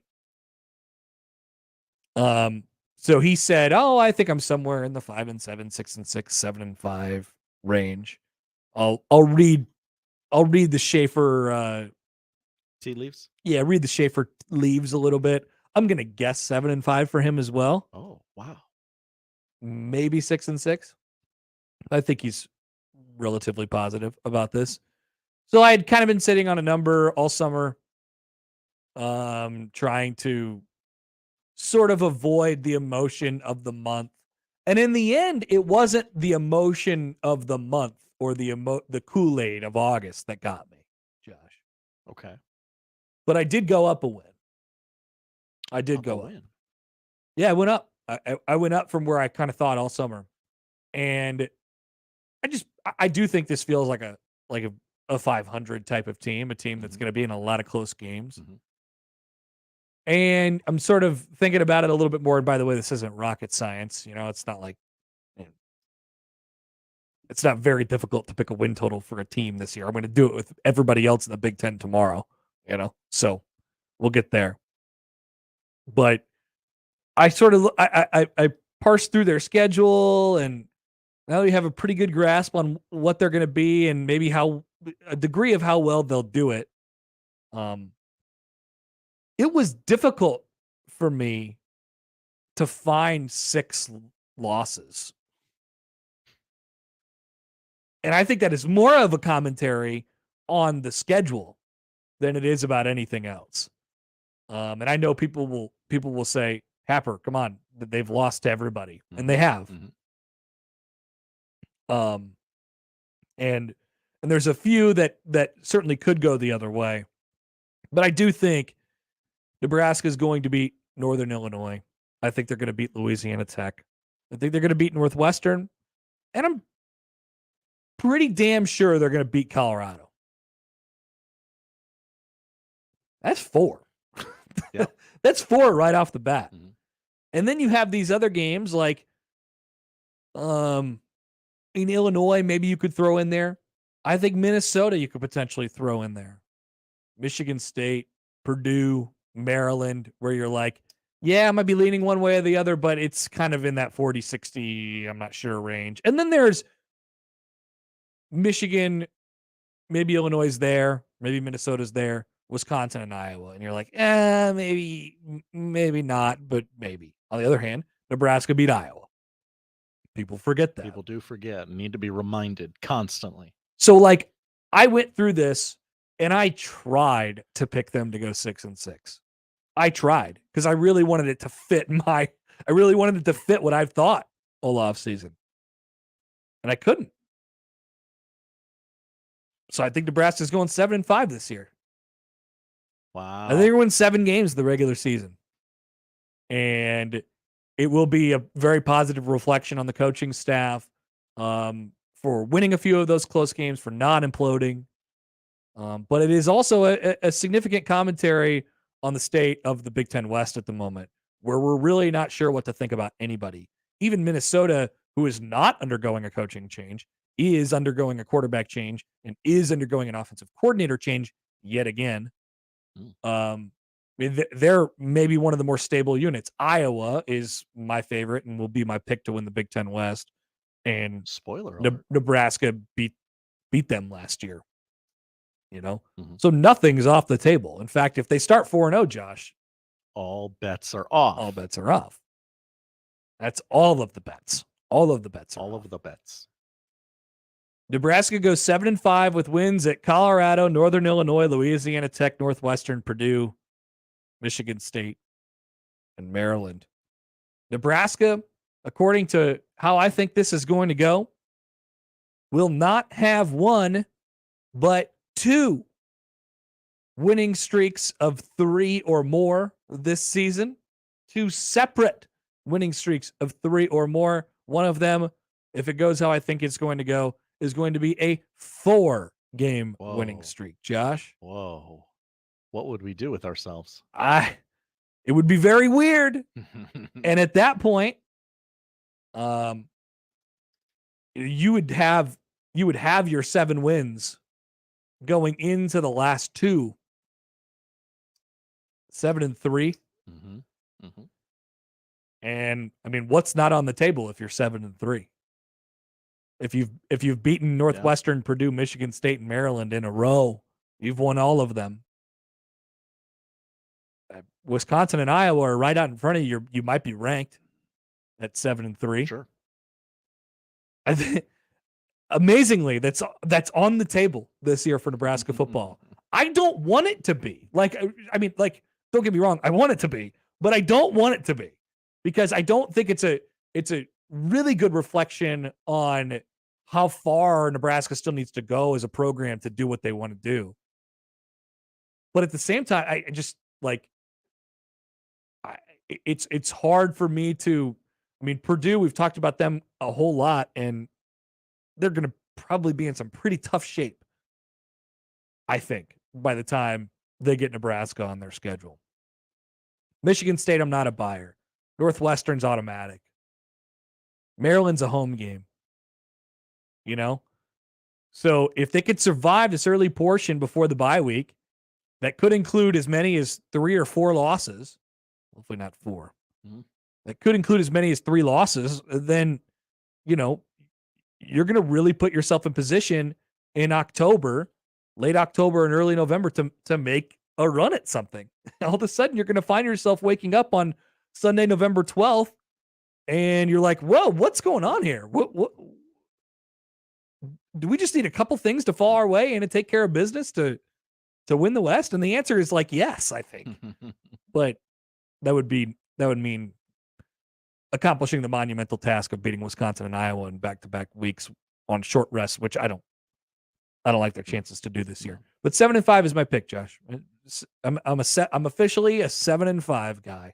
Connor, your logic is sound, perfect even. However, I've seen this movie before, and I'm not taking the bait. All right. I've seen a schedule full of how could Nebraska possibly lose to fill in the blank? You have. And they do. That's why I'm a 6-6 boy. Oh, well, that's not that bad. That's not that bad. I really built it up, didn't I? Perfectly acceptable for Nebraska to go 6-6. Yeah. Iowa JD Iowa has a question on the JTech Instruction Zone Twitter feed. So, you all with your record predictions. If Nebraska has a losing record this year, that will be unacceptable. Correct? No. I don't know what's unacceptable this year. This is not we're not playing the game of acceptable and unacceptable. I'm just predicting their record. Acceptable, you have to understand how it plays out first, I think.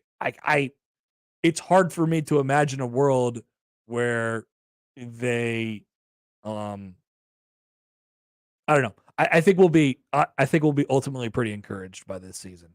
That's just my guess. I would think even if you were 5-6 going into Iowa and you lose to Iowa and you end up 5-7, it always depends on how it looks and how it feels. Yeah. But hey, round of applause. But so I guess the point Iowa JD's trying to get to, okay, we throw out the word unacceptable, but what's unacceptable mean in a year one? What happens?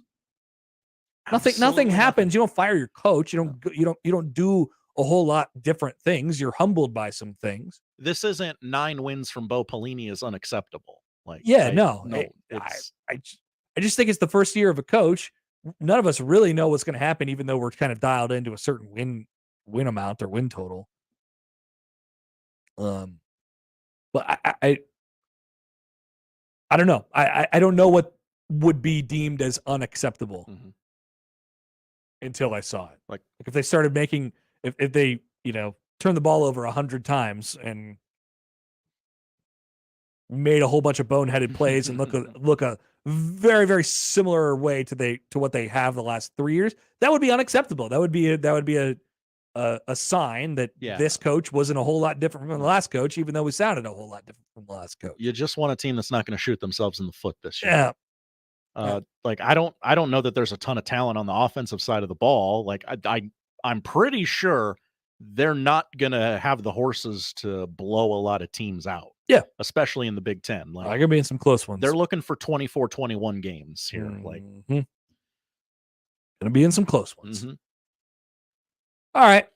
I know it's not, it wasn't overly exciting. We didn't have a huge production for it, but I guess I'm a 7-5 guy. I don't really want to be a 7-5 guy. I felt like I was a little bit more kind of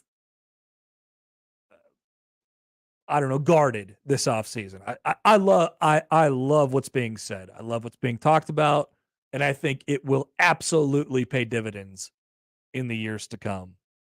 I would agree with that. I have my concerns about this team. And I think they'll be in a lot of close games, and I don't think that flips overnight. But keep in mind, this is a little bit of a different project than what Rhule inherited at his previous 2 stops, as we've talked about plenty. So I think there's a very, very high degree of I don't know with this thing right off the bat. So you have to try and take the talent that Nebraska has, think about what it has been before, and then also apply it to a new coaching staff and think about how it reacts in that situation. And we don't know that answer yet. So I think 6-6 and 7-5 and 5-7, they're all safe.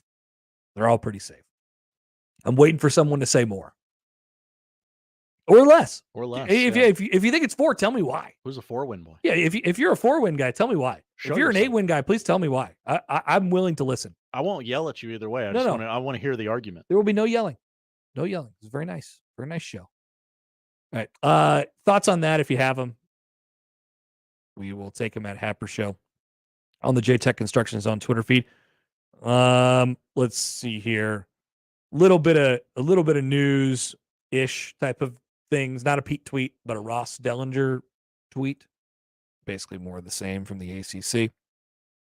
That and Josh's top 5 coming up next on 1620 The Zone. Top Talking Connor. The Connor Happer Show with Connor Happer and Josh Odson on 1620 The Zone. Hi, guys. I love you. Now live on Twitch, YouTube, and 1620thezone.com. The cigar enthusiasts at Hearth Cigars and Pipes are a pretty diverse bunch of humans. Some enjoy an adult beverage or two, others pass the time with a competitive yet friendly game of dominoes. Still others enjoy shooting some pool downstairs, while more than a few are just satisfied with each other's company. The common thread with all of them is the awesomeness that is their favorite cigar from the humidor. Hearth Cigars and Pipes, just off the 48th Street exit from I-680 at the corner of Mormon Bridge Road and McKinley, and at hearthcigars.com. Hey, everybody, it's Michael Sabit for Ted and Wally's. 2 locations, of course, in Benson and the Old Market. It is the best destination in town for ice cream. It's fun for the whole family.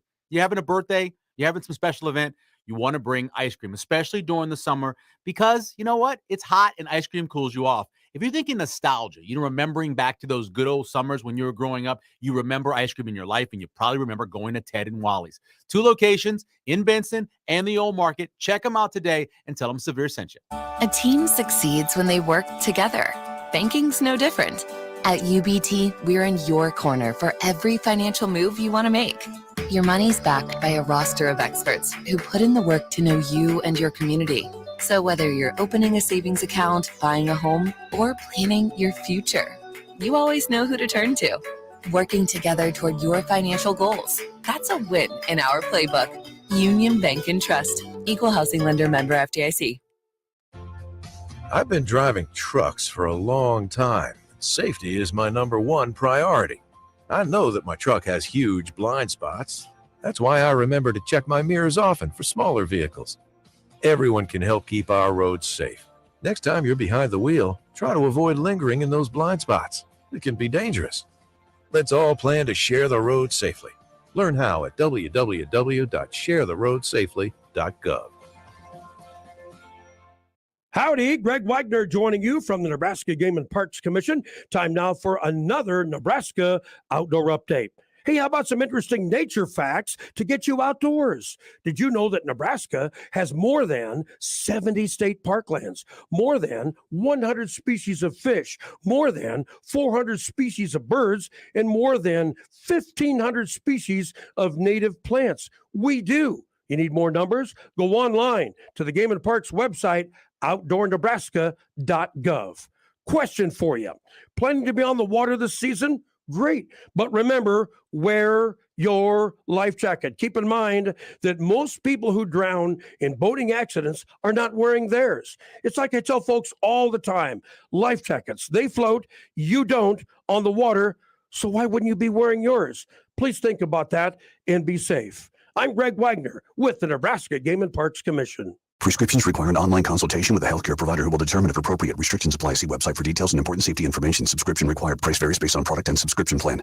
Hey guys, did you know there's a generic form of Viagra that works just the same, but is 95% cheaper? And you can get it online? Just go to 4hims.com/radio. Through Hims, you'll get a free medical consultation, discreet shipping if prescribed, a 100% online process, and trusted generic alternatives to the name brands at up to 95% off. That's right. Get generic for Viagra, the same active ingredient as brand name Viagra, but for 95% less. It's the same medication, still prescribed by a licensed medical provider, but with zero copay, no expensive appointments, and no awkward face-to-face conversations. To start your free online visit, you need to go to this exclusive address, 4hims.com/radio. That's 4hims.com/radio for your free online visit. FORHIMS.com/RADIO.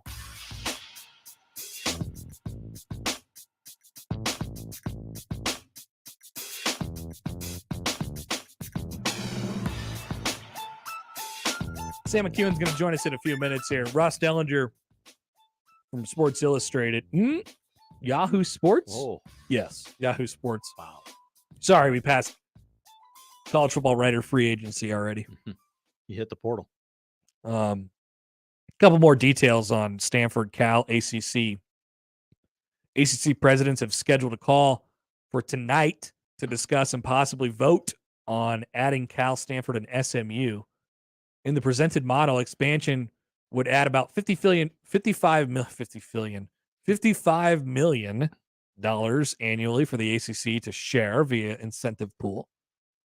Last week, we explored in detail the model, which would be $72 million from ESPN in 3 new shares, about $55 million after Cal and Stanford take 30%, which they'd be going in at 30% share. SMU would be taking 0%. And 35 to 40 million after offsetting travel costs, which the ACC, it seems like, would help out with. While Cal and Stanford may start at 30% share and SMU at 0, they will see shares eventually escalate over the remaining 13 years of the grant of rights. Yes, they have to sign. And still receive ACC shares from the NCAA tournament, college football playoff, and incentive pool of revenue expansion, $5 to $10 million a year. There you go. Sounds like this is probably happening. What a world. A lot of details for it to not be happening. Yep. I just got to vote. And it doesn't seem like any of the existing ACC schools would, but I guess, and I believe they only need 12 out of the 15 to vote yes in this conference for voting purposes. So my guess would be that Clemson, Florida State, whoever wants to leave the ACC would probably say no because they want it to fall below that 15 when ESPN can renegotiate. Then that's easier for them to get out. My guess is there will be some dissenting parties and probably the ones that just generally portray the image of we're not happy, we want to leave all the time. And that would be Florida State. Oh. They love saying things about leaving. It's one of their favorite things to do. All right, Josh, the top 5 winners of the weekend. Yeah, these are always fun to do when you've been away. Yeah, because I will never remember things that happened. Yeah, like I'm pretty sure you have no idea what I'm about to say for number 5. Gosh, come on. Take forever. Number 5. Number 5, top 5 winners of the weekend, Parker Meadows. Parker. Do you know anything about Parker Meadows? Well, I know he plays for the Tigers. Oh, okay. What did he do? Well, he hit a walk-off home run after, he hit a walk-off home run for the Detroit Tigers. Yes. Against the Houston Astros Friday night after the Astros had a 1-0 lead after 7 innings of no-hit baseball from Framber Valdez. He almost did it again? He almost did it again, yes. They pulled him once he had the no-hit bid end, and then the Tigers ended up hitting a walk-off 3-run. It was a walk-off grand slam, I believe. Parker Meadows of the Tigers is the only baseball player to have a walk-off 3-run home run or grand slam in the bottom of the 9th for his first career RBI. Oh, wow. This week in baseball. Baseball, yeah. What a way to get your first ribby. Parker. Nice job. Yeah. Number 4. Number 4, Jacksonville State. Yes. They won a football game. Whom did they beat? UTEP, 17-14. Oh, man. Tough day. The Gamecocks have never lost a game as an FBS team. As an FBS team. Yeah, that was their first one. That was their first one. It was a home game, and they won. Rich Rod coaching them up down That's there. right. Rich Rod is their coach. Isn't that where Logan Smothers went? That is where Logan Smothers went, Connor. Good for you. So Lo Smo, I assume this because we didn't hear about this. He did not become the starting quarterback at Jax State. He did not. That goes to a young man by the name of Zion Webb. Zion Webb, not Zion Williamson. No. Logan Smothers, 3 rushing attempts for 6 yards. Okay, he got in there. He did get in there. Ran some wildcat. Mm-hmm. Way to go, Lo Smo. That's good. He's going to a football program that wins some games. And again, remember, that's Jacksonville State, not Jackson State, where Deion Sanders went. Correct. Also, it's not Jacksonville, Florida. It is Jacksonville, I believe it's Alabama. Yes. Very disorienting. Yeah. Very confusing. 3. Combination of 3 and 5. Number 3. This is good, Josh. I don't know any of these things. UMass. They beat somebody. They won a football game, which if you followed UMass football, is an accomplishment. Wasn't it like New Mexico State? It was against New Mexico State. It was in La Cruces, New Mexico, excuse me. It was on ESPN. UMass won 41-30. Isn't that where Jerry Kill's at? That is correct. Remember, you got that big tattoo. Oh yeah. Oh yeah. I like that for Jerry. Yeah. I'm retiring in Las Cruces. The game was 13-10 after 3 quarters, and again, it ended 41-30. Okay. Congratulations to UMass. UMass was ESPN's Mark Whipple rejoices. number 1 team in the bottom 10 entering this season. Oh, very good. They've had a miserable time up there at UMass. Well, maybe they got out of it now. Look at that bottom 10 on ESPN this morning. Here comes 2. Number 2. Number 2, top 5 winners of the weekend. Somebody we know very, very well. Adrian Martinez. No. Oh. Scott Frost. No. Get the dump button ready. Because it's Caleb Benning.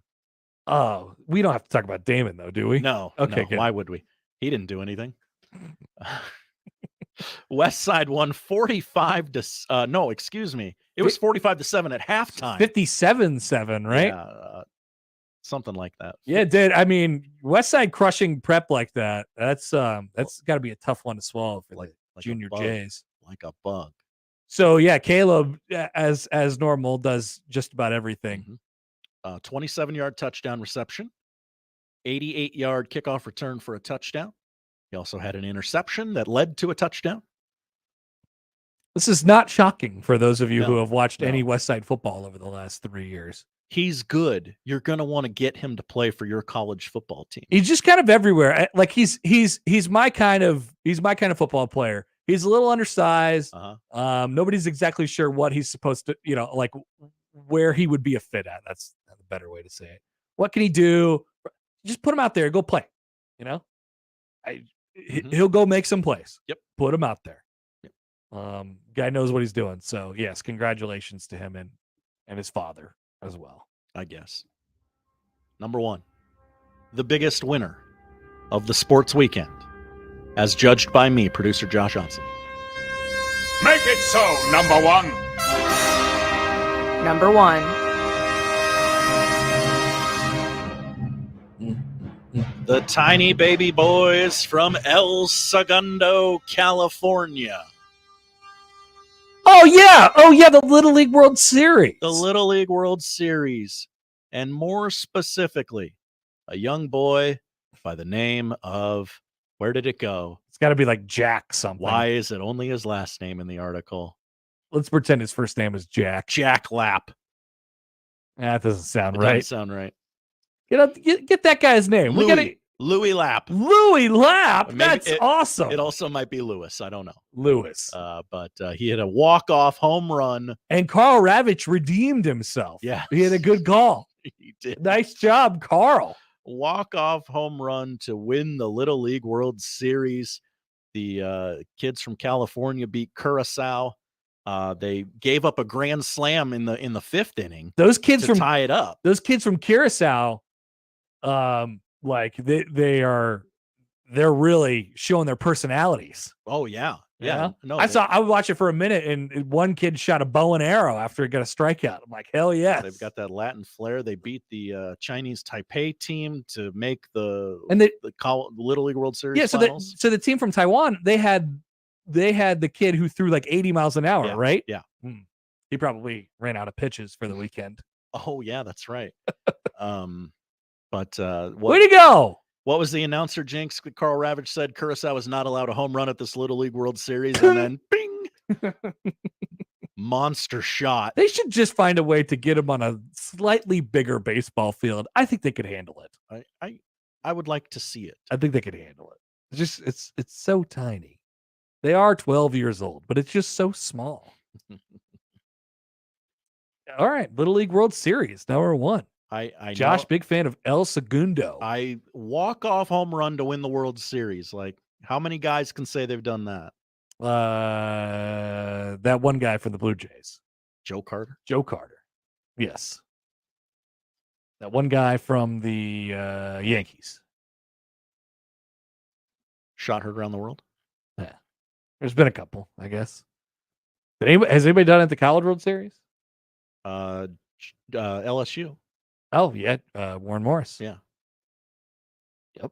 Famously, actually. Very famously. People forget about Warren Morris. Nope, they do not. Not around here anyway. Okay, Josh, great. Good luck getting that over to El Segundo and Louis Lapp. Louis Lapp. That's my guy, Louis Lapp. All right, we'll take a break. Thank you, Josh. Thank you, Connor. It's the top 5 winners of the weekend. I can only imagine what this phone call, by the way, is about. It's got to be something just absolutely killing us for our lack of knowledge on things. That's going to happen. Go ahead, give an earful to Josh during the break. We'll come back with Sam McKewon next on 1620 The Zone. Join the Storm Chasers September 2nd to honor all the first responders in the Omaha community. Special patriotic jerseys will be worn and auctioned off during the game. Tickets at omahastormchasers.com. Everyone get on your feet, stir up the storm, we're family. Happy birthday to us. That's right. We're turning 50 this year, and we're celebrating with you. Introducing my new birthday cake streusel, topped with vanilla cake and crunchy streusel, a swirl of white icing, and showered with rainbow sprinkles.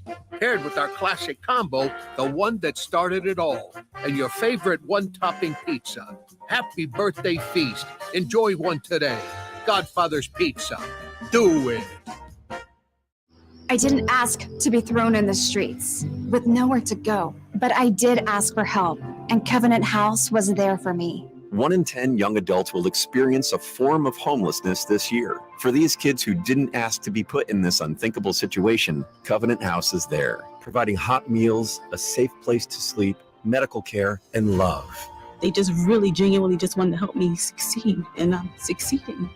To learn more, go to safeplacetosleep.org today. At Metal Supermarkets, we're here so you can get a bigger boat. How so?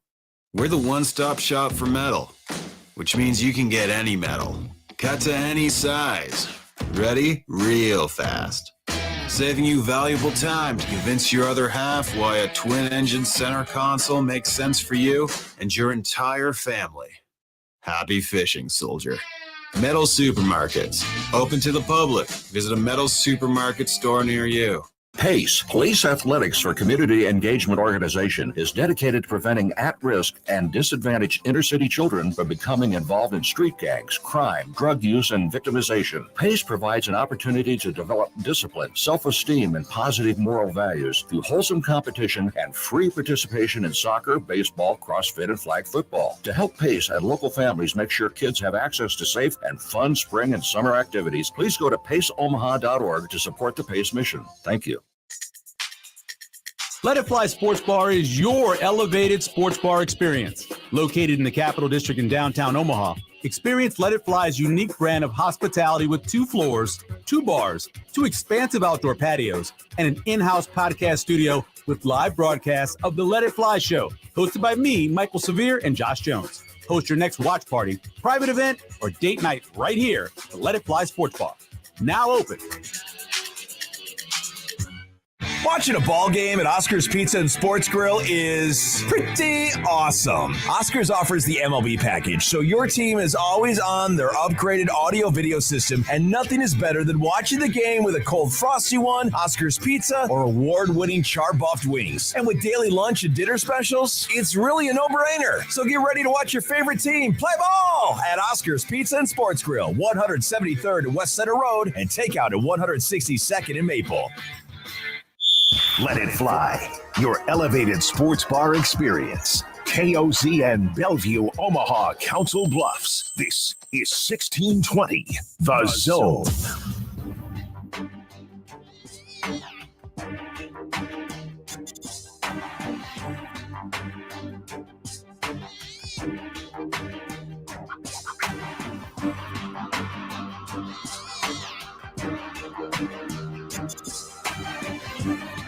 Welcome back for the Connor Happer Show. You're on 1620 The Zone and on 1620thezone.com. Plenty of poll questions up at Happer Show on the JTech Construction Zone Twitter feed. Feel free to vote there. Also, thanks for watching along with us and listening along with us at 1620thezone.com. We have plenty of great content for you all season long, including the very first Big Red Overreaction of the Matt Rhule era, which will belong to Josh and I on Thursday night at about 10:30. Looking forward to it. It's prime Josh time at 10:30. Yeah, that's when I'm at my most awake. We are like heading right into Josh o'clock. We often talk about Padilla time, which runs from about, it's just the month of March, basically. Mm-hmm. Let Josh cook. That's Padilla time. This is Josh time. Padilla time has a better ring to it, though. It does. It does. I can't lie. I think we need shirts. March equals Padilla time. We could make them. I think John Rothstein would probably send some sort of a copyright infringement letter, something like that. But no. Yeah, no. He wouldn't have any rights to it. That's can't for sure. Trademark time. No, he can't trademark time. Hey, by the way, I noticed an omission from your top 5. Nothing on. I got takes. Oh, you do not like this. I don't love it. Nothing on Lincoln North Star football, who beat Benson 93-0 on Friday night. It was 49-0 after the first quarter. I'm with you, actually. This is kind of crazy. I understand if you don't want them to score, stop them. No, but I don't think they could. That's the thing. That's the problem. It feels mean what happened. So they lost, and there's only so much you could control, right? It's sort of like your guys aren't going to take a knee at the 1 just to prevent the score from going up. Yeah, it's an opportunity to get other people in a football game where they may have never played never play in a varsity football game again. That would have been me. I would have been scoring touchdowns in that game. I would have been so happy about it, right? But that's in a really tough spot because Terrence Backey left. Actually legitimately had some momentum there. Mm-hmm. And I was so excited to see that over the last couple of years. I know I think they finished 3-6 last year, but I think there was legit momentum there. And then he goes to Central and he takes a whole bunch of guys with him and some guys that are going to eventually be recruited and play in college. And it's good for Central. It's good for probably OPS at large, but it's left Benson and you could sort of group Northwest in there, like these OPS programs who were once like really, really proud, and now it's just, man, what are we supposed to do, and where are we supposed to go? There's only so much they could do. They don't have any players, I read on it stinks Twitter over the weekend, so I don't know if this is a real report that Benson only had 25 players. Yeah. Mike helping us out on YouTube. Hey, Mike. Lincoln North Star actually did take a knee to avoid going up 100-0, which would have felt, would have been a very easy temptation to go 100-0. Yeah. I mean, Spencer Hall from ESPN was tweeting about the Lincoln North Star game. Yeah. Friday night. It stinks. I agree with you. I'm not looking at this and saying, oh my God, Lincoln North Star 93-0. What an awesome situation. I'm looking at this and I'm thinking, that just stinks. Yeah. That just stinks. I don't like love it. 65-0, you can be like, oh man, what a win. 93-0, you're like, I don't like that. And like I said, I don't blame Lincoln North Star. There's nothing you could do. Like there's it sounds like just way overmatched. 49 points in the first quarter. And by the way, that's Lincoln North Star. Like that's not the most successful of programs around. So Benson probably has to have a really hard conversation about what to do. Mm-hmm. Really hard conversation about what to do with the rest. And then I think there's some. I think Westview's on there. Like there's some startup. They'll maybe have better opportunities to get competitive in football games. But 49 in the first quarter, 37 in the second. It was already the worst loss in Class A history, basically by halftime. Yeah. Stu Pospisil wrote that they had 30 players. Okay. Or 30 or so. A good number of them are freshmen. Mm-hmm.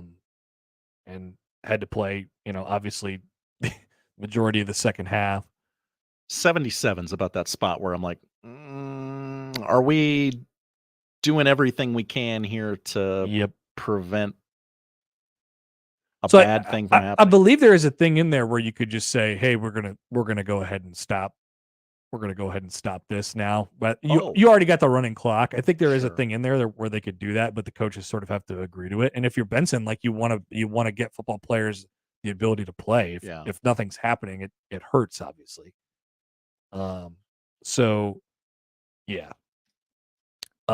Stu Pospisil wrote this in the World Herald.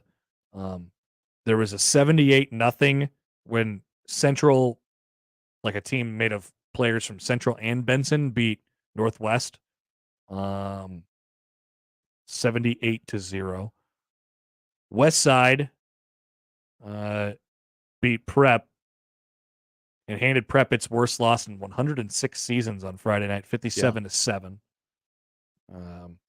There was another score in Nebraska that was giant crowd too. It was not 93-0, but it was like 77 or 80 something to 0. See, that actually like happens in like 6-man and 8-man. Yeah. Like that can happen sometimes.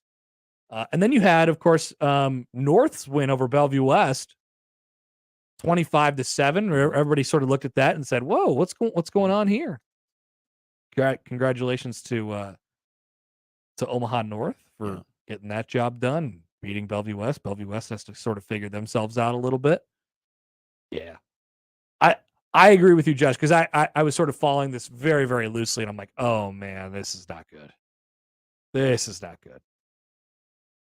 Yeah, it didn't feel like I'll read stories about this type of thing from like Texas, and I'll go, yeah, just stop them. Like, I mean, what can you do? And then kind of closer to home, you read about it and like, no, this does kind of feel different. Yeah. Iowa JD writes in on the JTech Construction Zone Twitter feed. Hi, Iowa. He says, now follow along with me here. Maybe it was the wrong decision to shut down sports in 2020 for OPS and actually had a hand in destroying some OPS some programs. Maybe. Hey, I mean, we'll I'm sure address it, as it keeps happening this way in football, and there's a few in basketball, and it's just, there's a few where it's never been there, and then there's a few where it's like, man, it's really great.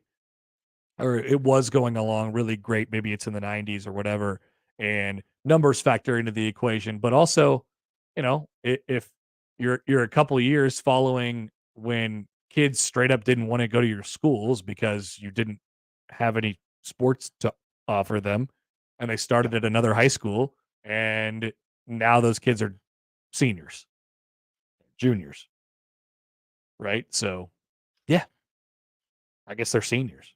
Well, after 20, yeah, so they're juniors. So, yeah, maybe follow along. Maybe it was a bad decision. I'd happen to agree with that there. Here's another bad decision.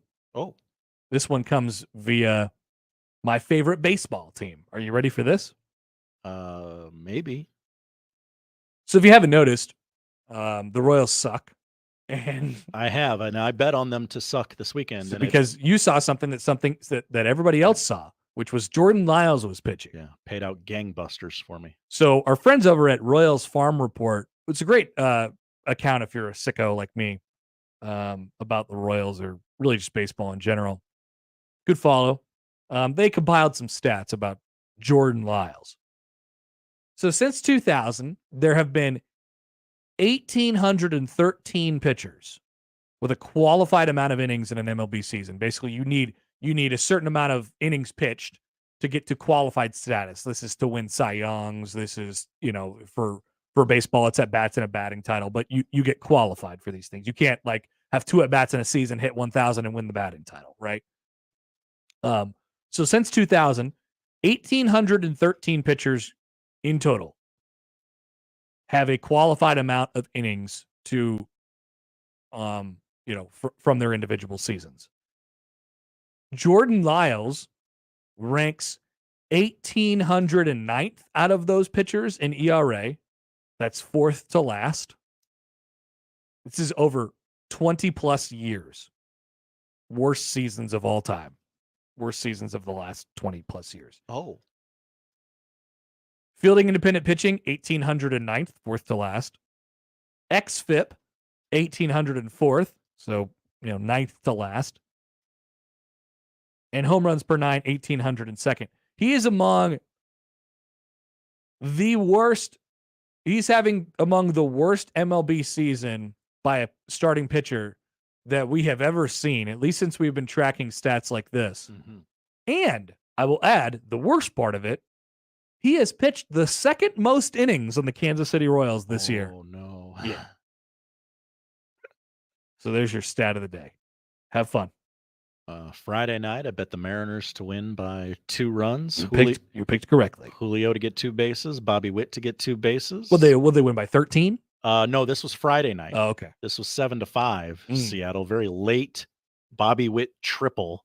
And insurance run in the 8th inning got Josh paid at plus 743 on that parlay. And then I was like, well, what do we do here? Do we let it ride, or do we just kind of take our winnings and go about our day? And I saw, Jordan Lyles is pitching. Let's hammer that. Putting it all on that. Yeah. Well, you did a smart thing. Julio to homer, Seattle to win by, the run line's always 1.5. I would have advised you the same thing. So good job by you, Josh. Instead, I spent all my money betting on Vanderbilt for some reason. 2 more baseball things, just really quickly here while we're on it. Love it.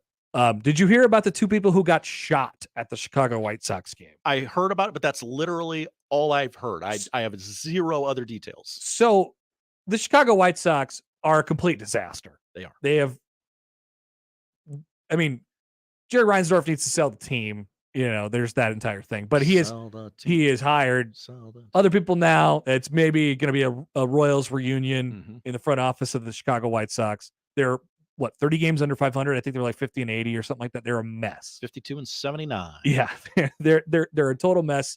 And this is supposed to be they're supposed to be in an upswing right now. They fired their GM. They just hired a manager last year, Royals guy, by the way, and Pedro Grifol. And they were playing a game on Saturday afternoon, and 2 people in the left center field bleachers were hit by stray bullets from outside the stadium. Okay. Yes. One of them refused medical attention because it was just it just got grazed or something like that, and the other one was fine, went to a hospital, they're like, I got shot at a baseball game. Who'd you get shot by? I have no idea. It could have been from miles away. So just to add to that situation on the south side of Chicago, tough deal. Yeah. They should probably just leave. They should go. They should go to Nashville or something like that. Oh, interesting. Yeah, send them off. I hadn't even considered that. They should leave. But they have a very deeply rooted fan base in that town, and when they're good, it's kind of fun. But they're not getting enough credit for right now for being as big of a mess as they are. Well, because and then there's the two other people messes. There are some other messes in the American League Central in particular. People forget that. That whole division should go to Nashville. And then we had Shohei. What was it about like midnight on Wednesday night? Yeah. Or it was like, oh yeah, by the way, Shohei Ohtani tore his UCL again. He's not going to pitch again. He's probably going to need another Tommy John surgery. What the hell? And then 3 days after that, it came out that, we asked him to take a look at it, and he said no. Yeah. This sucks. We're never going to get to see this over a long period of time. No. If he signs with a different team in the offseason, they're going to tell him not to pitch. Like the total context around Shohei Ohtani now has completely changed. Like one Tommy John, and he comes back and he's as great as he was coming back from that, from what now, the last year and a half, 2 years. I mean, so good at both. And it was proven that he could do both at an all-star level and or more than that, like an MVP level. He could do both. He could win the Cy Young, he could win the MVP as a hitter. Like the two versions of him are each one of the top 5 players in Major League Baseball, which is amazing to think about. And I think, I'll make this comparison. Like, I think it's so unfair that we got this cyborg of a baseball player, and like we are really putting to the test the idea of how good could he be? How good could a person be at baseball if he did both of those things? He's a complete alien, freak, anomaly. And he possesses all of this talent, but we seem to have gotten like a defective model, He's hurt. He's hurt all the time. He's going to go and have his second Tommy John surgery if he even bothers to do it, But we're never going to get to see it over a 5-year stretch or a 10-year stretch. I was so excited to see it. Now he's going to be a really good player for a long time. He's going to be in the major leagues for a long time. But there's always going to be like that. Damn, he could give you really something. And his team at some point is going to be up 12-1, and they'll be like, what would be fun? Let's bring the DH Shohei Ohtani in to pitch an inning because. Well, I think that's probably what he's going to end up becoming if he ever gets back on a mound again. A little closer, like a John Smoltz. Yeah, I think type that's of story. I think that's it. I think that's what he does. Okay, which is great because we get to see him pitch again. Yeah, I guess I'm glad I still get that if that's what I get. My guess is that's what'll happen. And then a great broadcasting career like John Smoltz. Yes. Very sad. Happy, but sad. Happy. We have this great baseball player. So sad. He's always hurt. So sad. It's going to cost him at least $100 million. All right, we'll come back. Sam said his phone died, so maybe we can get a hold of him or something. His phone died? Yeah, his phone died. Oh. The dude is working it. He's working the phones. Okay. We'll come back. Something that the Big Ten did that I actually like. That's right. Next on 1620 The Zone. I'm a fabulous driver. The Connor Happer Show I'm one of the best friends you could ever have in your life. on 1620 The Zone. I hate you. Your Omaha area forecast from the Godfather's Pizza Weather Center and KETV News Watch 7 on 1620 The Zone. Partly cloudy skies to start your afternoon. We'll have a small chance of a spotty shower rolling through in the afternoon, early evening hours. We'll hit a high of around 87 degrees. Mostly clear overnight tonight, starting tomorrow morning in the low 60s. Mostly sunny throughout the day, hitting a high around 87 degrees tomorrow. I'm meteorologist Luke Vickery, KETV Newswatch 7. Take a break this Labor Day with catering from Rib Shack Smokehouse, 108th and Q. Oh, why? That's the sound people make during peak hours when they have T-Mobile 5G home internet. Why? Oh. See, their network may slow down when too many people are online, making them emit an involuntary... Why? Why get T-Mobile 5G home internet when Cox Internet has faster and more reliable download speeds during peak hours? Visit cox.com/5G home for details. T-Mobile prioritizes certain T-Mobile phone users over home internet users during times of congestion. Email any of our shows anytime into the Equitable Bank inbox. At Equitable, we take banking personally. For me, John at 1620thezone.com. The Equitable Bank inbox from 1620 The Zone. Get a full breakdown of what went right and what went wrong immediately after every Nebraska game with Big Red Overreaction. Presented by Equitable Bank. We take banking personally. And by Coors Light, keeping Nebraska chill. Also brought to you by Chase Senate Contracting, Tinman's Collision Center and Mechanical Repair, and Rotella's Italian Bakery. Immediately after the game, join the show and sound off with the good, the bad, and the ugly. Big Red Overreaction with the Keg and 1620 The Zone. That's Mike saying good morning. It's the best he can do right now. Yeah, not a cloud in the sky. What Mike could use is a fresh start. And Irish Spring Body Wash. The fresh scent of Irish Spring and those sensational Irish Spring suds are just the reset Mike needs. Now he's ready To go to work. It's Sunday. Irish Spring. When the spring hits you, you're ready. Pick up Irish Spring today. Small town atmosphere, big city taste. That's Paparino's Pizza in Plattsmouth. The buffet at Paparino's Pizza is open for lunch and for dinner. Come in if you have a sit-down hunger or get it delivered by calling in or through DoorDash. Having a football watching party? Call ahead and pre-order your pizzas. It doesn't matter if you root for Nebraska or that other team across the river. Keep up to date with specials when you follow Paparino's on Facebook. Paparino's Pizza, 542 Main Street in Plattsmouth. Make the right call, fans. The Rooferees at John Higgins Weather Guard.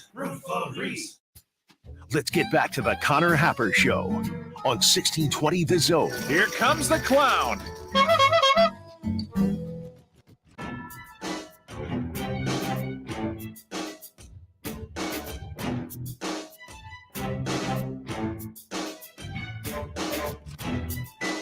Quickly, I know this came out at the end of last week. The Big Ten Conference announced that it has integrity. Integrity. That's right. It's got integrity. They will be producing a game day availability report for the 2023 football season. The Big Ten Conference announced that it will debut a game day student athlete availability report for all football competition during the 2023 season. In addition to the conference-wide reporting, the Big Ten has partnered with Tegrity, U.S. Integrity, USI, to enhance monitoring efforts and provide additional educational resources to help prevent student athletes, coaches, and staff from engaging in prohibited sports wagering. Oh, yes, so it is a little bit about that, but it also does good for, the conference and the schools conferences, or the conference's schools in general. Big Ten institutions are responsible for submitting game day availability reports prior to every contest this season. Information will be submitted by schools no later than 2 hours before scheduled kickoff times to the conference and distributed on big10.org/FB reports and at B1G football on X. Breach of the game day reporting policy will be subject to disciplinary action under the sportsmanship policy. So, the question is, when will Jim Harbaugh break this rule? Yes. No punishment for it. I'm excited to see what happens when Jim Harbaugh inevitably breaks this rule like the fourth week of the season. Also, there was the whole Jim Harbaugh making his dad the coach for that one game, which I really enjoyed. Yeah, they're going to have 5 head coaches this season? Is that what I read? So like it's great. Like it's such a Jim Harbaugh move. It's like, go ahead, suspend me, whatever. I'm gonna make a bid out of this. And like they actually have the opportunity to enhance some of their coaches' profiles by getting head coaching opportunities for the University of Michigan in walkover cupcake games. It's great. What a great move. Harbaugh's a genius secretly, I think. Do what Mike Vrabel did and let your assistant. That's what they're doing. Coach a preseason. They're pulling a Vrabes. They're Vrabel-ing it up. Yeah. I am a fan of the availability reports. That's basically all I have to say about that. It's a little NFL-y, right? Like, yeah. Like, hey, let's be more Well, professional. that doesn't mean it's bad. No. Like we will know, and we don't like this is not a participation report. This is not a severity of injury report. Mm-hmm. This is who's going to be available to play today and who is not going to be available to play. That's all. So now we'll have this thing before the game. We used to have this thing before the game of like, hey, let's check and see who's on the travel roster, who might be missing, and who's going through pregame warmups. That won't really be as much of a thing in our lives anymore, which frankly, I'm okay with that. Can you very okay with that? Can you work this system and we thought he'd be available, but like our starting quarterback, we thought he'd be available and we just didn't feel it was right to play him. Oh, I think you could probably say like if there's a doubt. It's not like the NFL where it's out, doubtful, probable. Right. It's just in or out. Yeah. Right. At least that's how I think how they explain it. I think it will become that in future years, but yeah, we'll eventually get to that point. Give it some time, Josh. Yeah. It's only been decades. Taking decades for the Big Ten or for any conference in college football to sort of figure this out. It's a good thing ultimately for sports betting, but otherwise, and it comes obviously because of the sports betting background in the Big Ten Conference now. But yeah, I think you could probably go into it and say he's available, right? At the end of the game, you get asked, okay, he was available. Why didn't he play? Mm-hmm. And the answer is, well, we thought maybe he would give it a chance to go, so we had to mark him available. We were waiting for a situation right. And it never presented itself. Yeah. Yeah, you'll have those. I think. Well, you'll have to declare guys out who have who are going to be out. Yeah, there will be some coaches who take some liberties with that. Jim Harbaugh for sure. Shout out Jim. Shout out Jim Harbaugh. Jim, I don't know. Oh, there's an article on him today on The Athletic. Oh, what's it about? Hamburgers? No, it's about cheeseburgers. Tony Romo. Oh, Tony Romo. Yeah. It's about he has heard your criticisms from last year. Oh, really? Is he willing to work hard? He does not care. Because wasn't that the complaint about him last year? He just wasn't preparing anymore? Yeah, he just wasn't doing prep, and it was noticeable. I've only read the headline. It's on my to-read list after the show. It's, awesome. Tony Romo has heard your criticisms, and he does not care. I have one complaint from the weekend of college football, by the way. Oh. While I have special feelings and thoughts about the Ireland game, isn't it just so odd that the first big game of the year is in Ireland? Is there any way we can not have that in Ireland? Yeah. I would like to cancel the Ireland game. It doesn't it makes more sense that Notre Dame plays there than Nebraska Northwestern. Great point. If it became a Notre Dame specific thing, sure, great. You go ahead, you play in Ireland once every 5 years, whatever you get to do. Yeah. But why is the first game in Ireland now? Yeah. It's dumb. I understand coaches don't love this the is America week 0 thing, but some TV network who's running college football needs to step up and go, there needs to be something a little bigger than Hawaii Vanderbilt on the week 0 slate, or else what the hell are we doing here? Or don't put the game in, okay, we have Navy Notre Dame, and that's a big brand that's playing in week 1, but why are we playing it in Ireland? Go play it in if you want to play somewhere else, go play it in Atlanta or something. I don't know. Yeah. I don't like it. They're trying to take our college football away from us. The Chick-fil-A kickoff should not be Labor Day weekend because it is after 2 weeks of football have been played. Yeah. I also liked 2 highlights that I saw of the other games, which was the San Diego State guy hitting the ref in the face right with the in ball. face. Really Nick Grimmed him. Love that. Yeah, Mr. Casey, big time. And I also like the other guy for a team that I don't remember who threw the pass after he got his helmet spun around backwards on him, and he still threw it. That was an awesome GIF that I will be watching all year long. I believe that was the New Mexico State quarterback. Those are your highlights from week 0 of college football. Great slate, everybody. Congratulations, Notre Dame. Sam Hartman did look good. Yes. And we got some Iron Eagle, our Iron Eagles kid, Noah. Remember the NBC. name. That's right. We went to a Indianapolis Indians baseball game with him a few weeks ago. All right, we'll come back. Poll questions, tell you what to watch next on 1620 The Zone. Omaha's most listened to all sports radio station. Again and again and again. 1620 The Zone. Hey, everybody, it's Michael Savit for Ted and Wally's Ultra Premium Ice Cream. 2 locations in Benson and the Old Market. You know what it's like in the summer, right? It's hot. We know that. What's better way to cool off than ice cream, and especially ice cream from Ted and Wally's? More than 3,000 flavors. For 35 years, they've made sure that when they make ice cream, they make it the right way. That's why they have 20% butter fat. That's why they do it the old-fashioned way. Check out both locations. Go over to Benson or go over to the Old Market and get some Ted and Wally's today. 35 years of tradition, and tell them Severe sent you.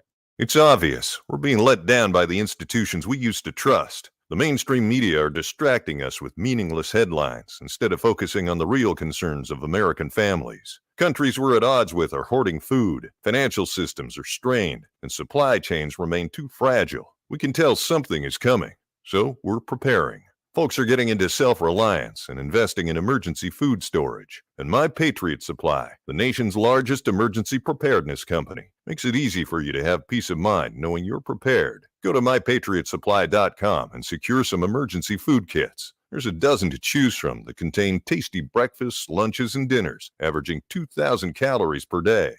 Get at least one food kit for each family member. And while you're there, stock up on water filtration, heirloom seeds, and emergency gear, too, at mypatriotsupply.com. It's time to prepare today. Go to mypatriotsupply.com. mypatriotsupply.com.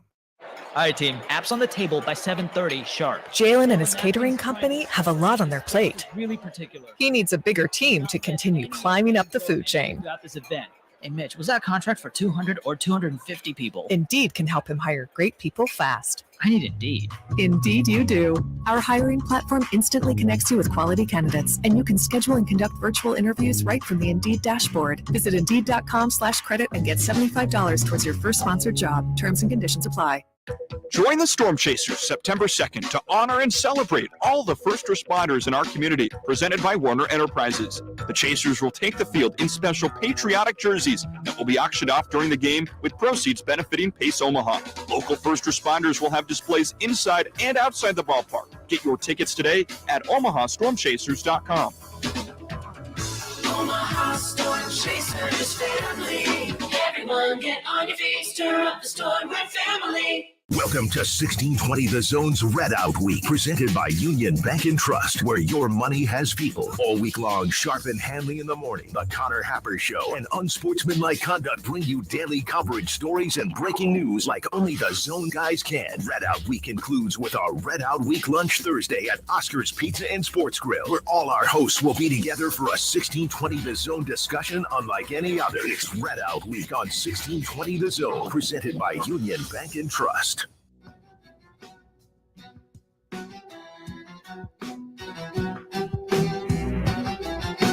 All right, poll questions at Happer Show on the JTech Construction Zone Twitter feed. Had a few of them today.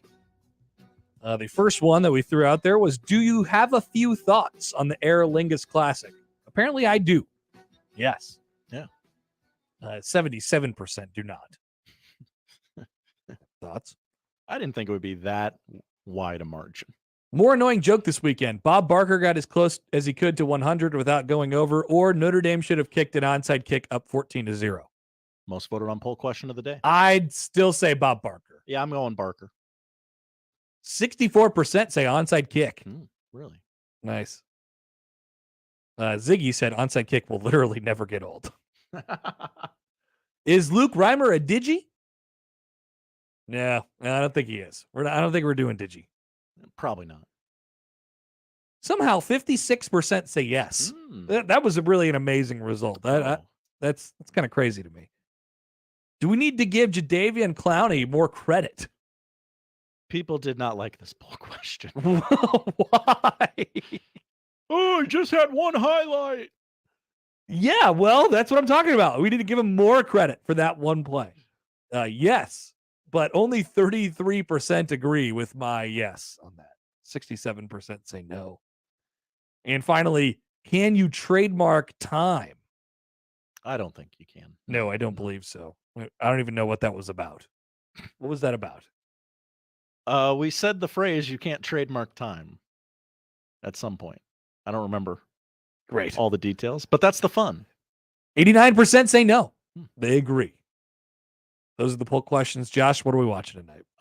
Weird night of baseball on your television tonight. Angels Phillies at 5:30 on MLB Network.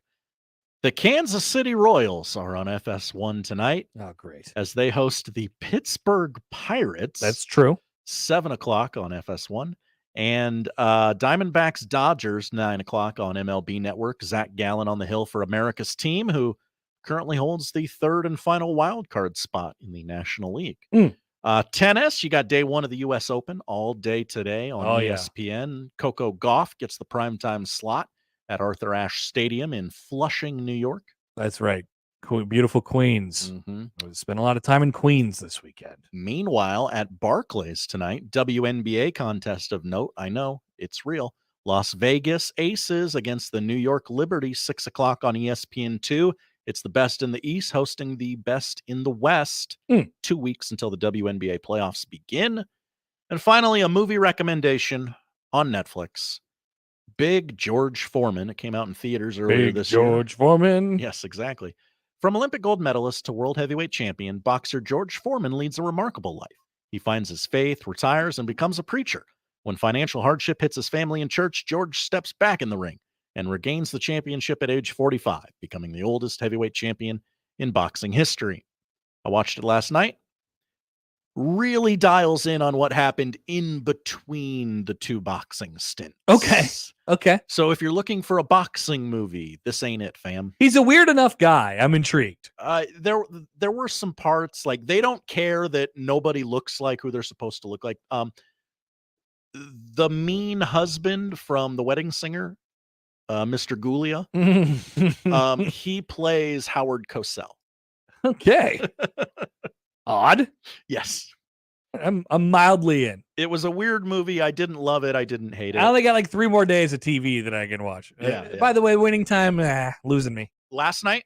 Kind of okay. I literally sat down and I said, okay, I can watch a movie or I can watch Winning Time. I did not want to watch it. I didn't want to watch it. That's kind of okay, but yeah, not sure. All right. Thank you, Josh. Thank you, Connor. That is what we're watching tonight. That's a show. One day closer. If you missed anything, 1620thezone.com is where you can find it. The crossover's next. Hey, everybody. It's Michael Savit for Ted and Wally's 2 locations.